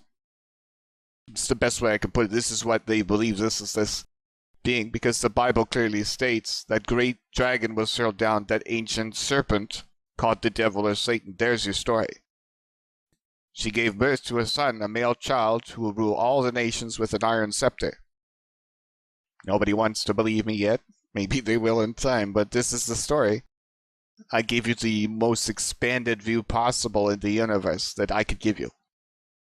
I can't go down any more rabbit holes or show it in any other fashion, but what I said from Nostradamus, where does an alien invasion fit in all this? It doesn't. It never did, but it's the truth. So is Satan some sort of an alien or whatever, that we have the power to defeat this thing? Yes, we do. Contrary to what the Bible made you believe. You are not powerless. You are the divine. About catastrophic predictions that you might be seeing here and there. So that's going to be that. And then at the very, very end... See? Poking at Naughty Beaver. Contrary to the catastrophic predictions, that Satan's kind of the problem I've been working on here. Now, this does not come from Gosha or her source, but I'm bringing knowledge together from various sources because there's a common denominator. And I will share with you several photos, which are not really photos, they are images taken from the internet that Dor Kalel, our Tibetan pilot, shared with us when we were talking about what it's like on the ship. And they are quite similar, according to him, to what the ship is like inside. So that's going to be at the end. Okay, so let's go to the beginning. The shadow beings. Yes. One of our friends recently has shared an experience of seeing those shadow beings. They look like people basically, but they are just shadows of the people. And it happened at night, and that person was very scared. So we had a conversation about that with Svaru. It was some time back, a few months ago. And Question 1. Is a shadow being real? It is if you believe it is. If you didn't know what they were and it appeared while you're on the toilet, it'll scare the shit out of you literally, wouldn't it? But if you're aware of what they are, let me ask you a question. why in the universe would somebody project a shadow being into the earth? And the answer is to terrify people. What happens when people get terrified? They generate loose energy. Oh, so somebody projects these shadow beings into the earth to terrify people to grab a little bite to eat. If you don't mind sharing your energy and feeding the demon that's oppressing us, have at it. If you find that perhaps it's time to cut off the food source to the devil, let's get righteous here, people, and let's get knowledge. This is why I do what I do. So it's not a real thing, it's a projection. And if they feed on loose energy, and that's fear, we must become fearless. You got it. That's it, pretty much. And this is what she said about the subject. They are definitely real. The 4D, the astral level, is very real. As she told us many times, it's a whole zoo out there in the astral realm. See? They avoided this subject, I think, with Gosha, just because of the fear factor of it all. I spent my life in research. I used the I Am Discourses of Saint Germain, which I told you guys to read and understand. He's an ascended master. He's a Jesus walking the earth. There's no two ways about it.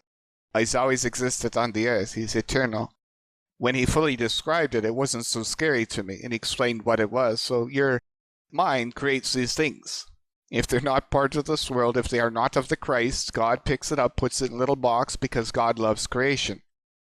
God loves all creation, one way or another. Whether you agree or disagree, it's creation.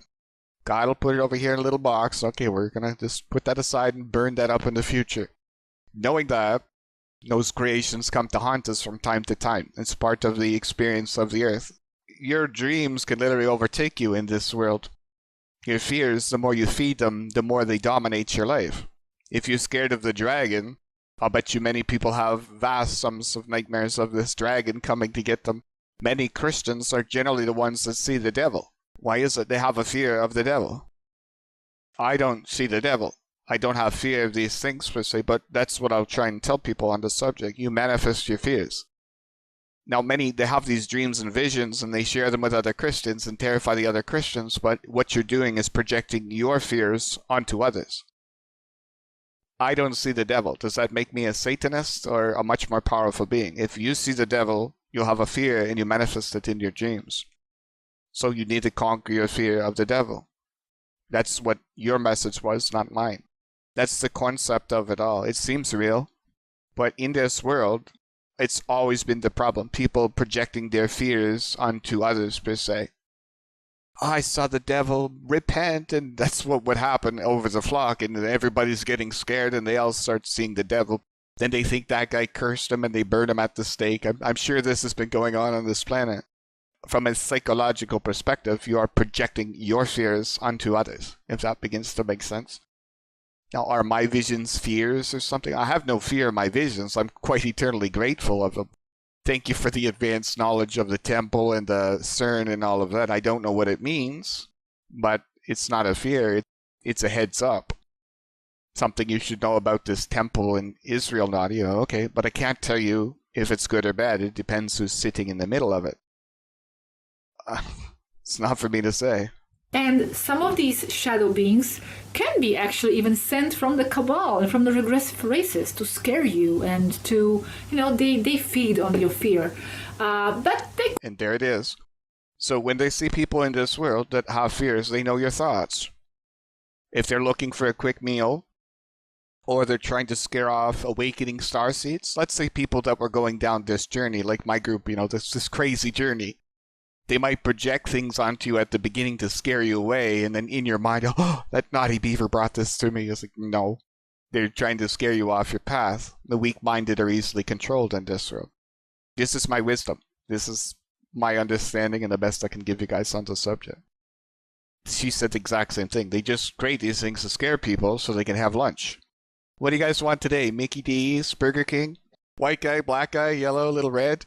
What's your flavor? This is the world that we live in. But the reality is it's not the body that matters, it's the soul.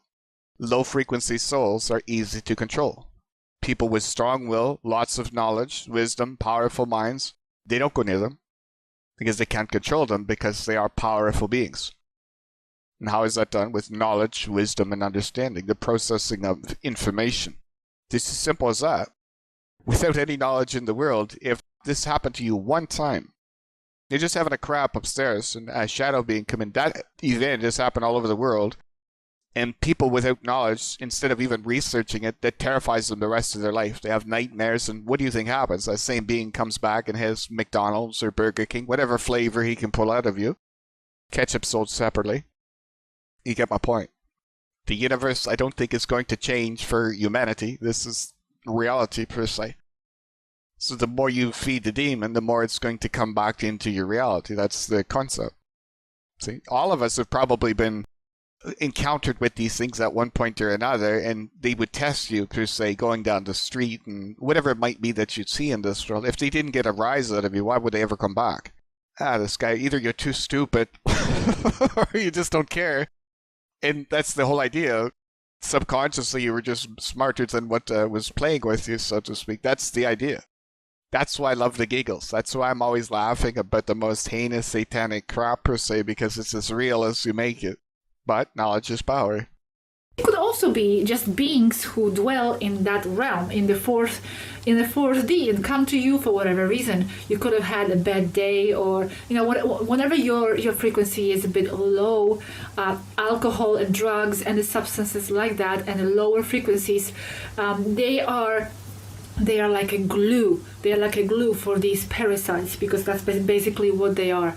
So Svaru told us that it's very important to confront them. First of all, to confront them, not to have fear. I know it's not easy sometimes in that moment not to have fear. No, I haven't had an experience like this myself ever, so maybe it's easier to say, I understand, I admit that, I acknowledge that, but at least knowing that you have the power, that you are stronger than them, and now, very important, that whatever you imagine as protection for yourself is going to be real to them. So you see, you're the more powerful consciousness. We're on Earth playing in the Matrix. If you realize you're the divine and you own that, you're of a higher order of heaven than they are. So your belief overrides their belief. They don't know the difference.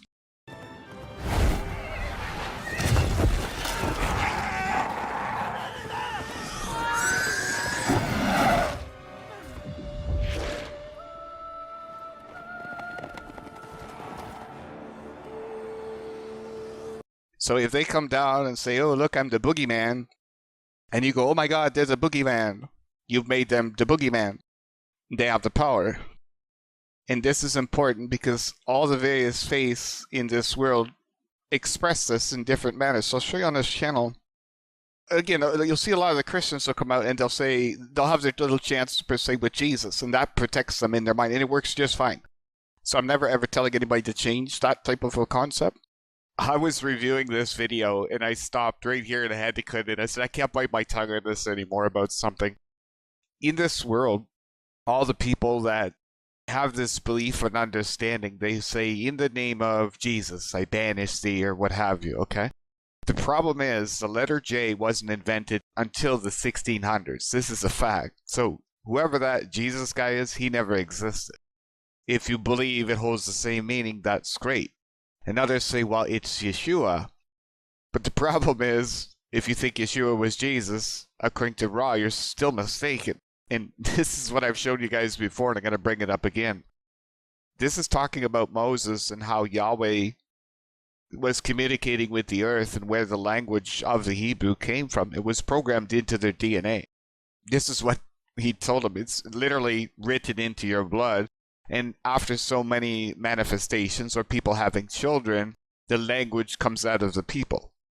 But we think, it's accidental. There's nothing accidental on Earth. It's all programmed into us, including our future incarnations, what we'll evolve into. This is the power of DNA, but I'm going to make a point. There were two other techniques used, one by the entity no longer called Yahweh, which means Yahweh is a member of the Confederation, not God. There's nothing debasing about it. This is his truth. He came here and he cloned humans. Master geneticist, yes. Source of all creation, no. on that note, who still felt that if it could raise up entities which were superior to the negative forces, that these superior entities could spread the law of one. Thus, this entity, Yod, He, Shin, Vau, He, came among your people in form according to incarnate being and mated in the normal reproductive manner of your physical complex, thus birthing a generation of much larger beings, these beings called Anak. When you see these letters, say the capital letters out loud. Yeshua. Oh God, Yeshua. When everybody says in the name of Jesus, in the name of Yeshua, you need to know the context because these words are used in banishing rituals according to him. So in the context of Yeshua, in the name of Yahweh, I ban thee, is what he's saying. Jesus, according to him, his real name was Jehoshua, but the letter J wasn't invented, so it's Yehoshua. So this is Yeshua. This is the funniest part that I was trying to show you guys. All explained in the law of one. These are the names that the world knows. Yeshua. Jesus was Yahoshua. Yahovah. You have got to be kidding me. Yeshua, Yehoshua, Yehovah. So get your facts right, people. For your banishing rituals, I'm just pointing it out to the world. So in the name of YHHSVH, if you're looking to Jesus, Yehoshua, this is what I did through the law of one with my work, believe it or not. Yeh. And as far as I understand, a standalone H is Ha. Yehovah, Ho. Yehoshua, Yehovah. So that's where I get the extra H from. I couldn't believe it. I was like, did everybody just screw up the name of God here and fight and kill? It's very likely, but according to Rod, this figure doesn't exist. He never brings them up. Inside, there's only Yeshua and Yehoshua. And I could see how the world could easily confuse the two. Just putting it in there if that matters to you guys, because these symbols, according to Rod, these sounds and pronunciations, they do have meaning and spiritual meaning. We have included Shin in the banishing ritual, Yod He Vau He, to make it Yod He Shin Vau He. Is this helpful? So he gives them the name of Jehovah. See her Yahweh. It's so bad, it's like, but I really like it. It's like, this makes more sense than anything I've ever heard. So when you pronounce the letters Yod He Shin Vau He, if Yahweh programmed them into the very blood of humanity back in time, to his purpose and meaning, maybe he knew the world would need this in a future time. So if you want to banish, I'm just saying, do it right. But when you have knowledge of what it is, it also helps the ordeal.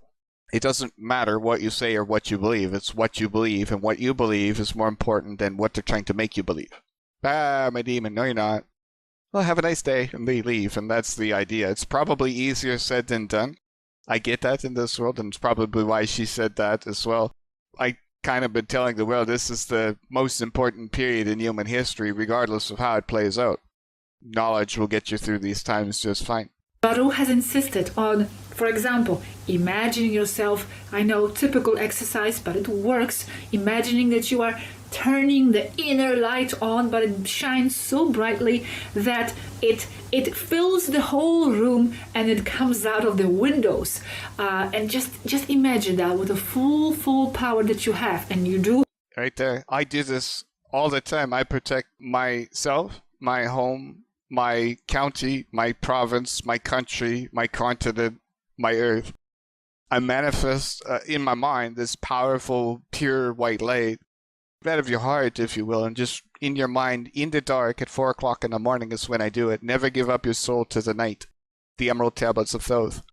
Many people sleep in the day and work in the night. Those are the most protected people because they never give up the soul to the darkness. When you sleep in the day, the sun is out. Right, you are the light in the dark. And that was inside the Emerald Tablets, believe it or not, on that subject. Knowing all that, it's a great exercise. 4 o'clock in the morning, pitch black, sitting in a basement, meditating in bed. Try and close your eyes and manifest the pure white light around you. Whether you see it or whether you don't, doesn't matter. What the universe or these demons believe about it is exactly what you're putting out there. So it's right out of some Harry Potter time. That's what magic is in a nutshell. It's who can make who believe the truth. Who's the more powerful being? My truth or your truth, if you will. And that's how it works. That's the game. If you know all these different steps, you're truly ahead of the game. Why I bring this all up is because of the vision that I had of this third temple. What the world might witness is going to be all inside of their heads. I saw it manifested of nowhere. All the houses are flattened. They're gone. They're turned to stone. I said, how is this possible? But I saw it manifesting on the spot. Little square, one square at a time. But it's like a 2 square mile square manifesting out of nowhere. It just dawned on me, in biblical terms, that's kind of like one of the devil's tricks per se. Yeah, it's as real as everything else you think you know on this earth.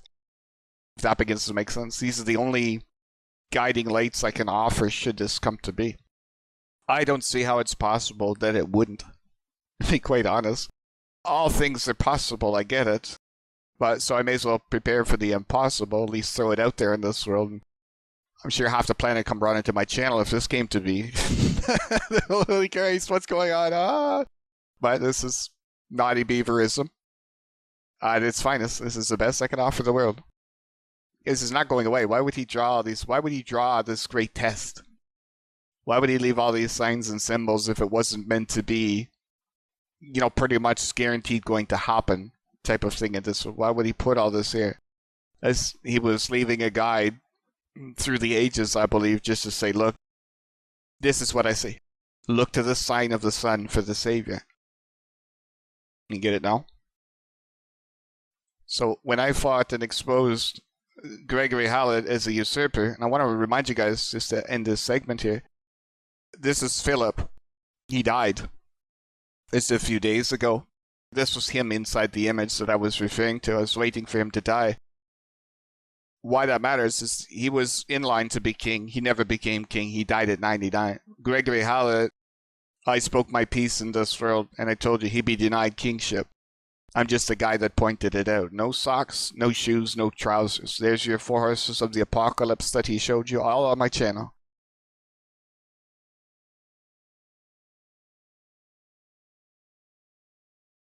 So one king died, one usurper put down, and he's vanished as far as I know. The Pope is going to die. Right here I had to cut in about something, and I want to include a little piece in this video when I was reviewing it. Some still in this world can't fathom anything, but I'm going to sum it all up with this video from Dr. Taylor Marshall. I only need a few seconds of it to explain something. Christians of the world are finally beginning to wake up to something, and it's joyous for me to see. And the path that they're on, and many attack very subtle on the surface things. Naughty Beaver is a decade ahead of them and vastly more down the rabbit hole, but everybody's at a different level in this world. So I always just sit back and watch to see what the world says. It's all based on our beliefs in this world. Many object to many of the things that the Pope are doing, and they're very superficial. Why did he turn left on Tuesday? That's the holy day. That's the problem. It's like, I'm happy for you. I'm rejoicing that you might see an issue. If you guys have watched this video tonight with even the slightest comprehension of the scale of what could be dropped on the world, you see how the world needs help. Does that begin to make sense, perhaps? Is this beginning to shine a little light on the Starseed movement, on the greatest scheme of things? I don't expect you to believe anything I ever say. I present these videos as my truth. I don't sugarcoat them, and I wouldn't show them to you if I didn't believe them to be possible. I have an inner calling and guidance, and so on and so on. I fought for 4 years to come to this very particular moment, or 5, I guess it's been now. I gathered such a tiny, tiny following, much of which never watches my videos. You see that I have, 50-some thousand subscribers and 10,000 views, and I don't blame anybody on earth. But knowing all of that, I just want to make a point with this video about something.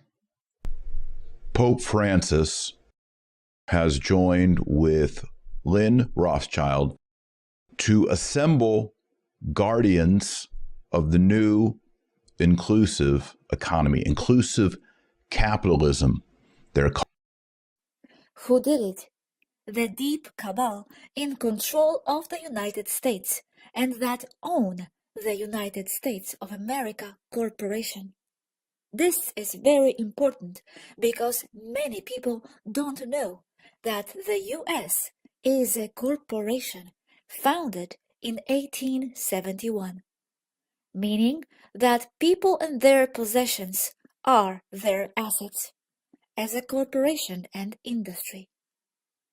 Because of the BRICS Treaty, the economic side involving China, Russia, Brazil, India, and South Africa, that is hurting the petrodollar, the ones that were taking all the industry to China for profit, the U.S. corporation lost a lot of money in the trillions of dollars. This because of bad banking and false money based on nothing, not gold, as it is officially stated. You know, the Rockefellers and the Rothschild. All those Western bankers who own everything.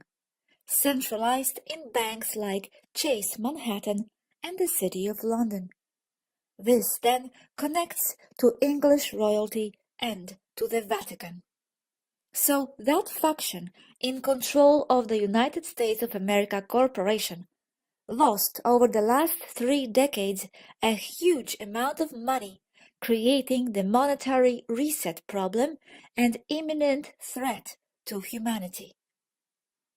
So these psychopaths, as confirmed by my sources, all without knowing each other, say that the United States Corporation went totally bankrupt February 16th, 2020.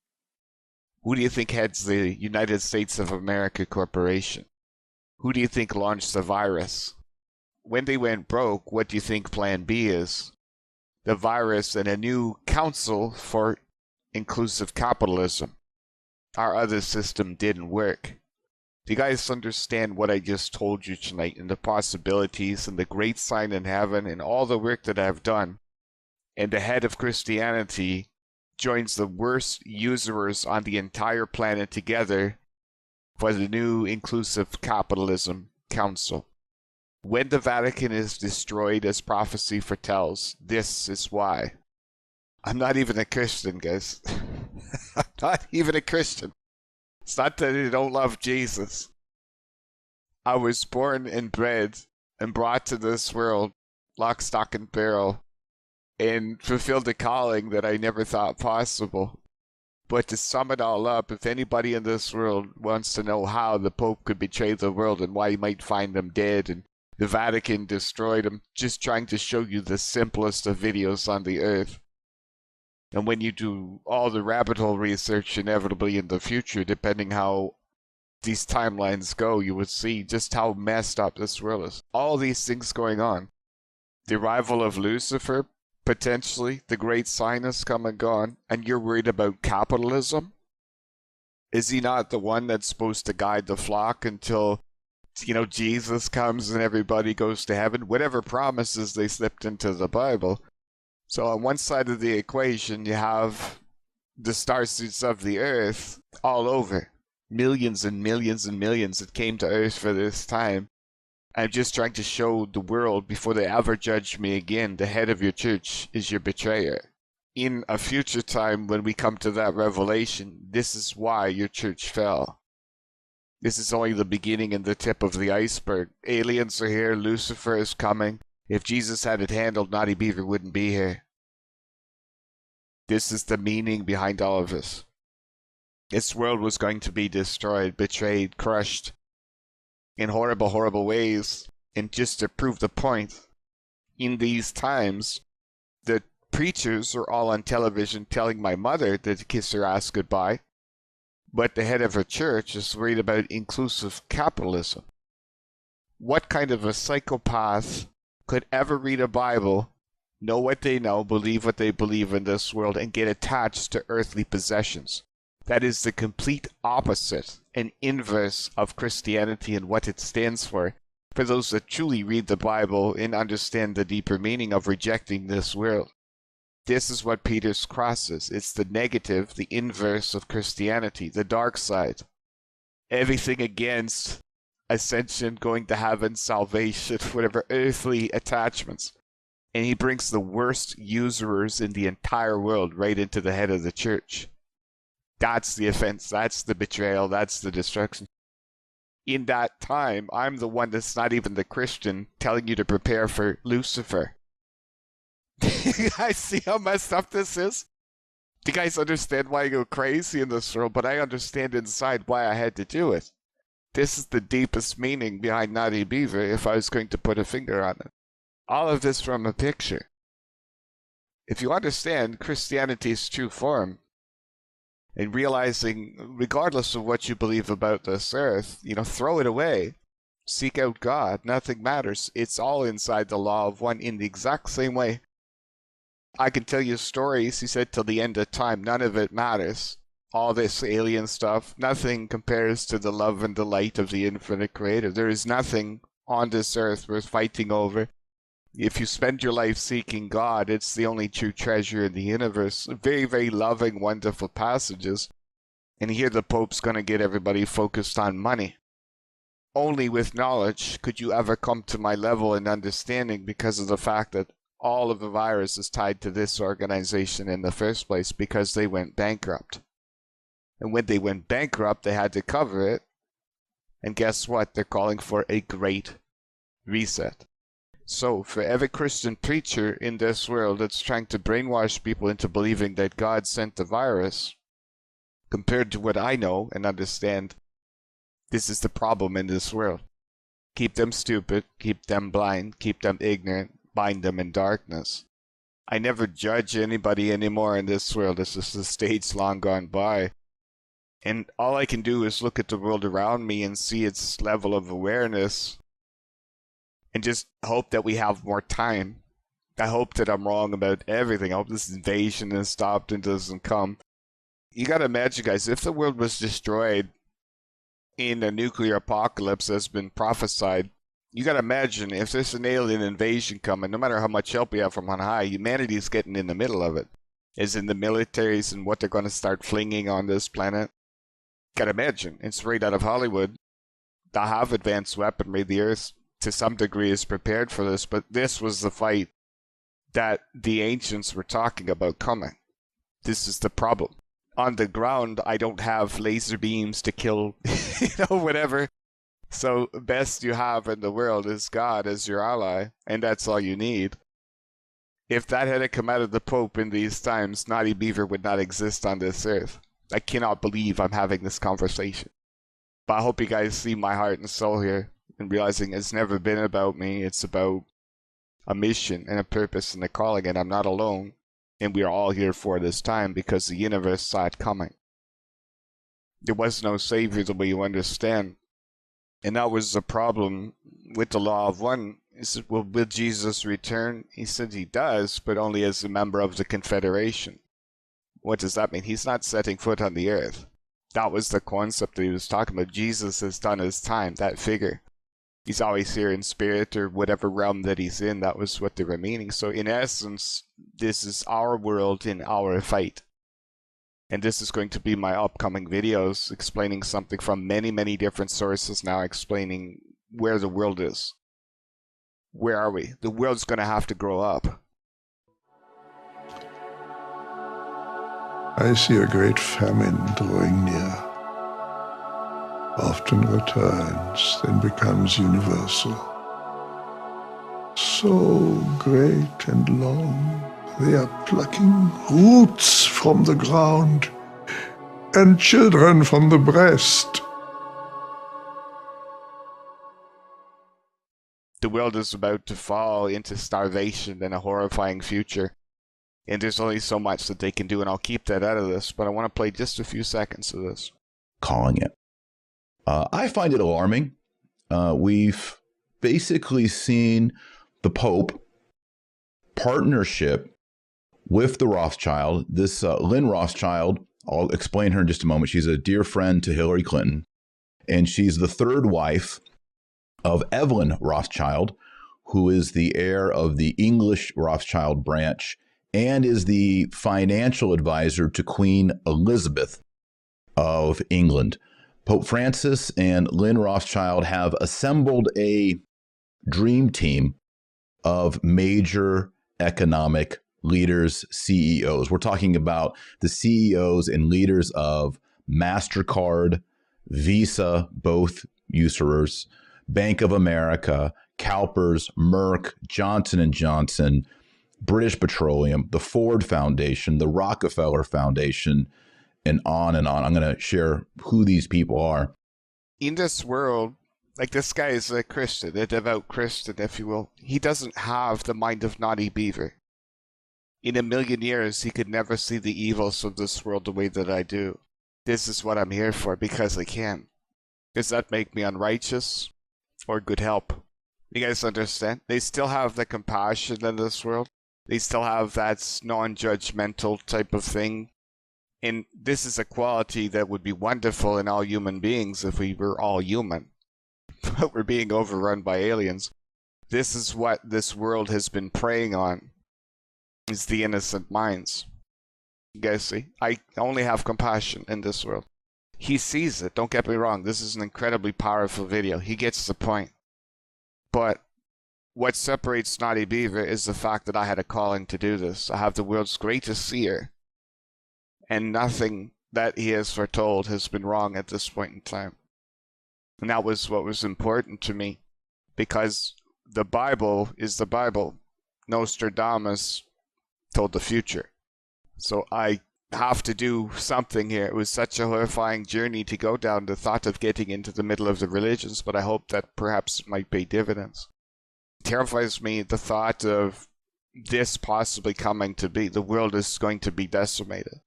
2/3 of the world will perish in a week. I'm not saying it is going to happen, but I sure as hell am not saying it's not.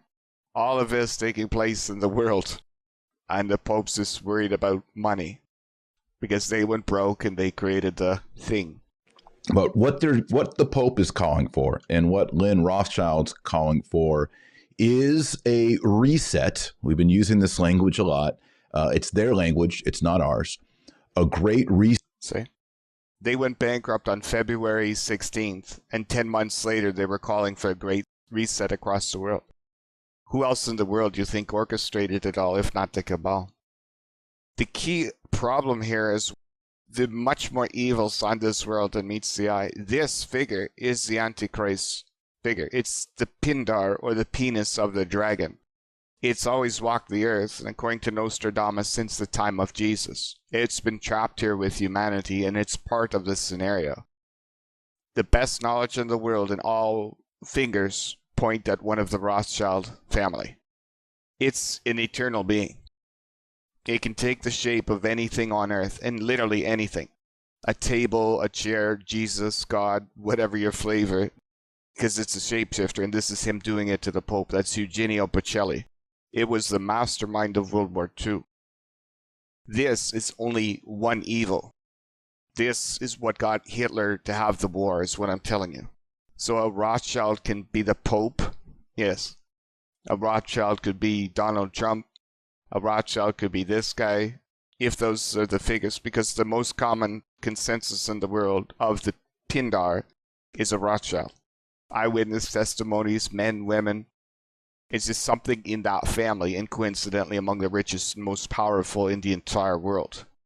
Gee, I don't see a connection. So inside of here, to have real power, as Max Spears has said, you will never be seen on television. Now the wife of somebody, the granddaughter making a little promo for TV, that you can see. To have real power, you must remain unseen. When you go into here and see what they say, you know, they're all love and light, and we gotta protect the planet. I'm not even gonna play it. That's the end of that segment. If you haven't watched this, check it out. This is all you gotta type on YouTube or whatever to go find it. I look at the world around me to see where my allies lie and what the level of awareness is in the world. I'm just telling you, I'm a decade ahead of the game. I have a calling, I get visions, so on and so on. I have precognition. It's a gift of seeing things ahead of time on occasion. When I get a picture, it's worth 1 million YouTube videos sometimes. The universe gives me a little kick to help me out in the game, if you will. I get to see things unfold before they unfold in a way, so I have kind of a heads up, even though it's only a picture. But that's what's different about me, so I don't expect anybody to be the same. I just see the world through different eyes. The final president of the earth is here. Do you guys perhaps see a divine plan taking place, and the theme being make way for the king? That's what I got from all of this. So these are the last years, the last chapter type of thing. And in that time, there's a power vacuum per se in a game or whatever the gods are going to get up to on this world. This is what I believe is the last great challenge. As all the knowledge that I have poured into a 2-minute summary, I can basically just show you a picture. One of these kings of the earth is going to be put down dead. This is a demigod dead on a mountain. So which one is it going to be? Is God going to kill the child of Revelation 12? Okay, it should be pretty self-evident. One will rule, one will die. This is the best I can show the world. So, that's it. Now, on that note, maybe nothing will happen. Maybe this isn't the year. Maybe it is. Who have it, and with that they go away. They simply go away. They are not able to dwell and to maintain their existence in the light. Here I ask her. See, they don't have souls, and if you have a soul, you are the divine. So negative creations, they need to sustain themselves on things with souls, something from the light, but negative. If you shine your light onto negative entities, they disappear into nothingness. You've killed them with the light of creation, if you will, because you have a soul. If you live in fear, your soul generates negative energy. It's all energy. Live in the light, in the positive, they can't feed off you, so you have to cut off their food source.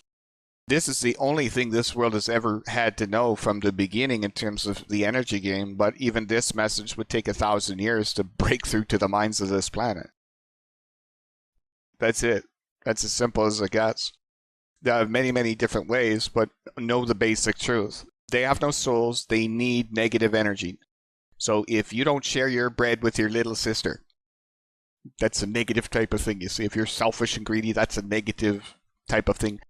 In the Christian world, they call everything a sin. But in the universe's eyes, it can be weighed in terms of positive or negative. Right and wrong, left and right. That's the concept. If you have a soul, and what you see you know doesn't have a soul, don't feed it. It can't exist. It can't sustain itself. So if it's being projected by another being that doesn't have a soul, it's costing them energy. They're not going to waste their time chasing you down. If they don't get energy, they're losing energy. I'd love them to come toy with the beaver because they'd all be dead. And they'd be so pissed off. Be telling him jokes. You get my point?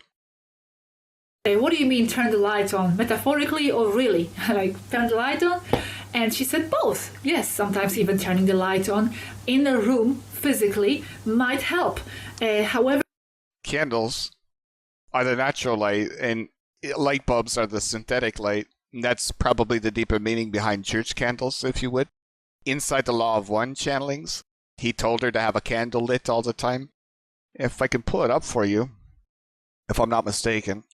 Carla Ruckert pictures. There it is right there. They have the Bible open to the passage. This is her. This is the woman that did all the channeling with the Law of One. Everything described in it, this is what you were witnessing here. The censer with a certain type of things burning inside of it. The Bible open to a very specific passage. A certain type of candle with a certain type of flame. And that gave her a pure channel to speak into the fifth density or higher. So the archons of the fourth density, that was kryptonite to them. The light of creation, if you will, but out of a certain type of candle. The world got all this information probably from Ra in age long gone by. We knew this at one time, but everything was twisted and tortured. The meaning behind it all, and so on. There's still some base truths in this world. So this type of person, in my opinion, given the quality of the Law of One channelings, did channeling properly. But how many channelers on the earth prepare themselves before they channel? This is what wards off the spirits of the fourth density. So it opens a light pathway that they can't touch. Anybody else that doesn't follow this type of phenomena, the beings in the fourth density can just get into their minds while they channel. They have no protection. So it's all through it. It's in all the image. This is in everyone. You can see the candle burnt down. That's how much their channeling sessions would be. See, so there's method to the madness. So Ra has been here forever. Billion-year-old being. He knows everything about the Bible. He knows everything about the figures that have walked the earth because he's always been watching. But there are certain things. And he refers to the book of John, if I'm not mistaken. That's what he wants open at the time. There's a certain passage there that he knows is the pure truth, like a divinely inspired passage or something like that. Other things, if you have that particular segment of the Bible open, it's negative and leaves you open to attack because it's not the truth. That's how he worded it. Get your head around that. So I'll ask the question again, how many of these channelers are following these types of, process and procedure per se, and very few, and then they end up getting into problems. Okay? That's the best I can show the world on the side. I'm not judging anybody whatsoever. This is the guy's message changed up inside of here. It's exactly when I was expecting to see such a thing and hoping it never came. But in this world, with everything, when you come into the world with the gift of channeling, this is your life plan. These people don't exist by accident. But they need to be aware that there's more information out there to help them and guide them on their journey, and thus the I Am discourses might inspire a few of these channelers to take better care of themselves. You have the gift of channeling. It's all over the world. This is how the Bible was created. They're not talking to God, nor was Moses or anybody else in this world. It's always been channeled into the earth. So I'll see the last of what he says here. Use this technique. It's really amazing, I think. And here is the session, after which I'm going to explain to you how I'm going to explain to you the 3 things that I have never told you before about how I channel, and also I will tell you about the equipments which I use to channel and use to record, so that you will have a better understanding. I will tell you about how to use love light energies before the channeling session. I always use this process. So there you go. He does know how to protect himself. There's others that I see, they just blurt stuff up, walking down the street all the time. And when you see the message, you're like, this is half light and half darkness, half truth, half wrong. But it's good to see from my perspective looking at this. He at least has an awareness of it. That's the curse of this world. It's said over and over in the Law of One. She would keep asking him, how do I protect, this is her, how do I protect from this and that? How do I stop these attacks? Because she was a very frail woman. It's not, the meatiest thing out there on the planet, very spiritual, if you will. But he said, it never stops until the end of time. You have 2 choices in this world. You are for the light or you could live in the darkness. So anyone on earth that fights for the light will have to suffer attack until the end of time. Doesn't matter what reality, what dimension, it never ends in the universe. There's a time of war, a time of peace, and we're getting into the time of the end of the world here, but you get my point. You either want to fight this fight or you can live in ignorance. Sometimes ignorance is bliss, but he said that over and over in the channelings. How can I stop these negative entity attacks? You cannot. Not till the end of time.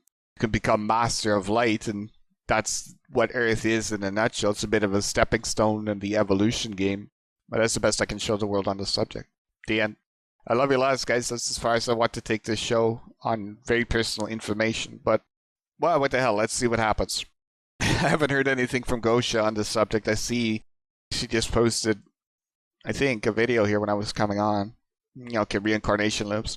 There's a lot of things I think the human race is better off not knowing. But because of the nature of Naughty Beaver, these are subjects that I'm going to continue to watch. I told you guys out of my own mouth, I was opening a window here. When this is going to happen, I believe was the window between X and May, but I can't tell you the year.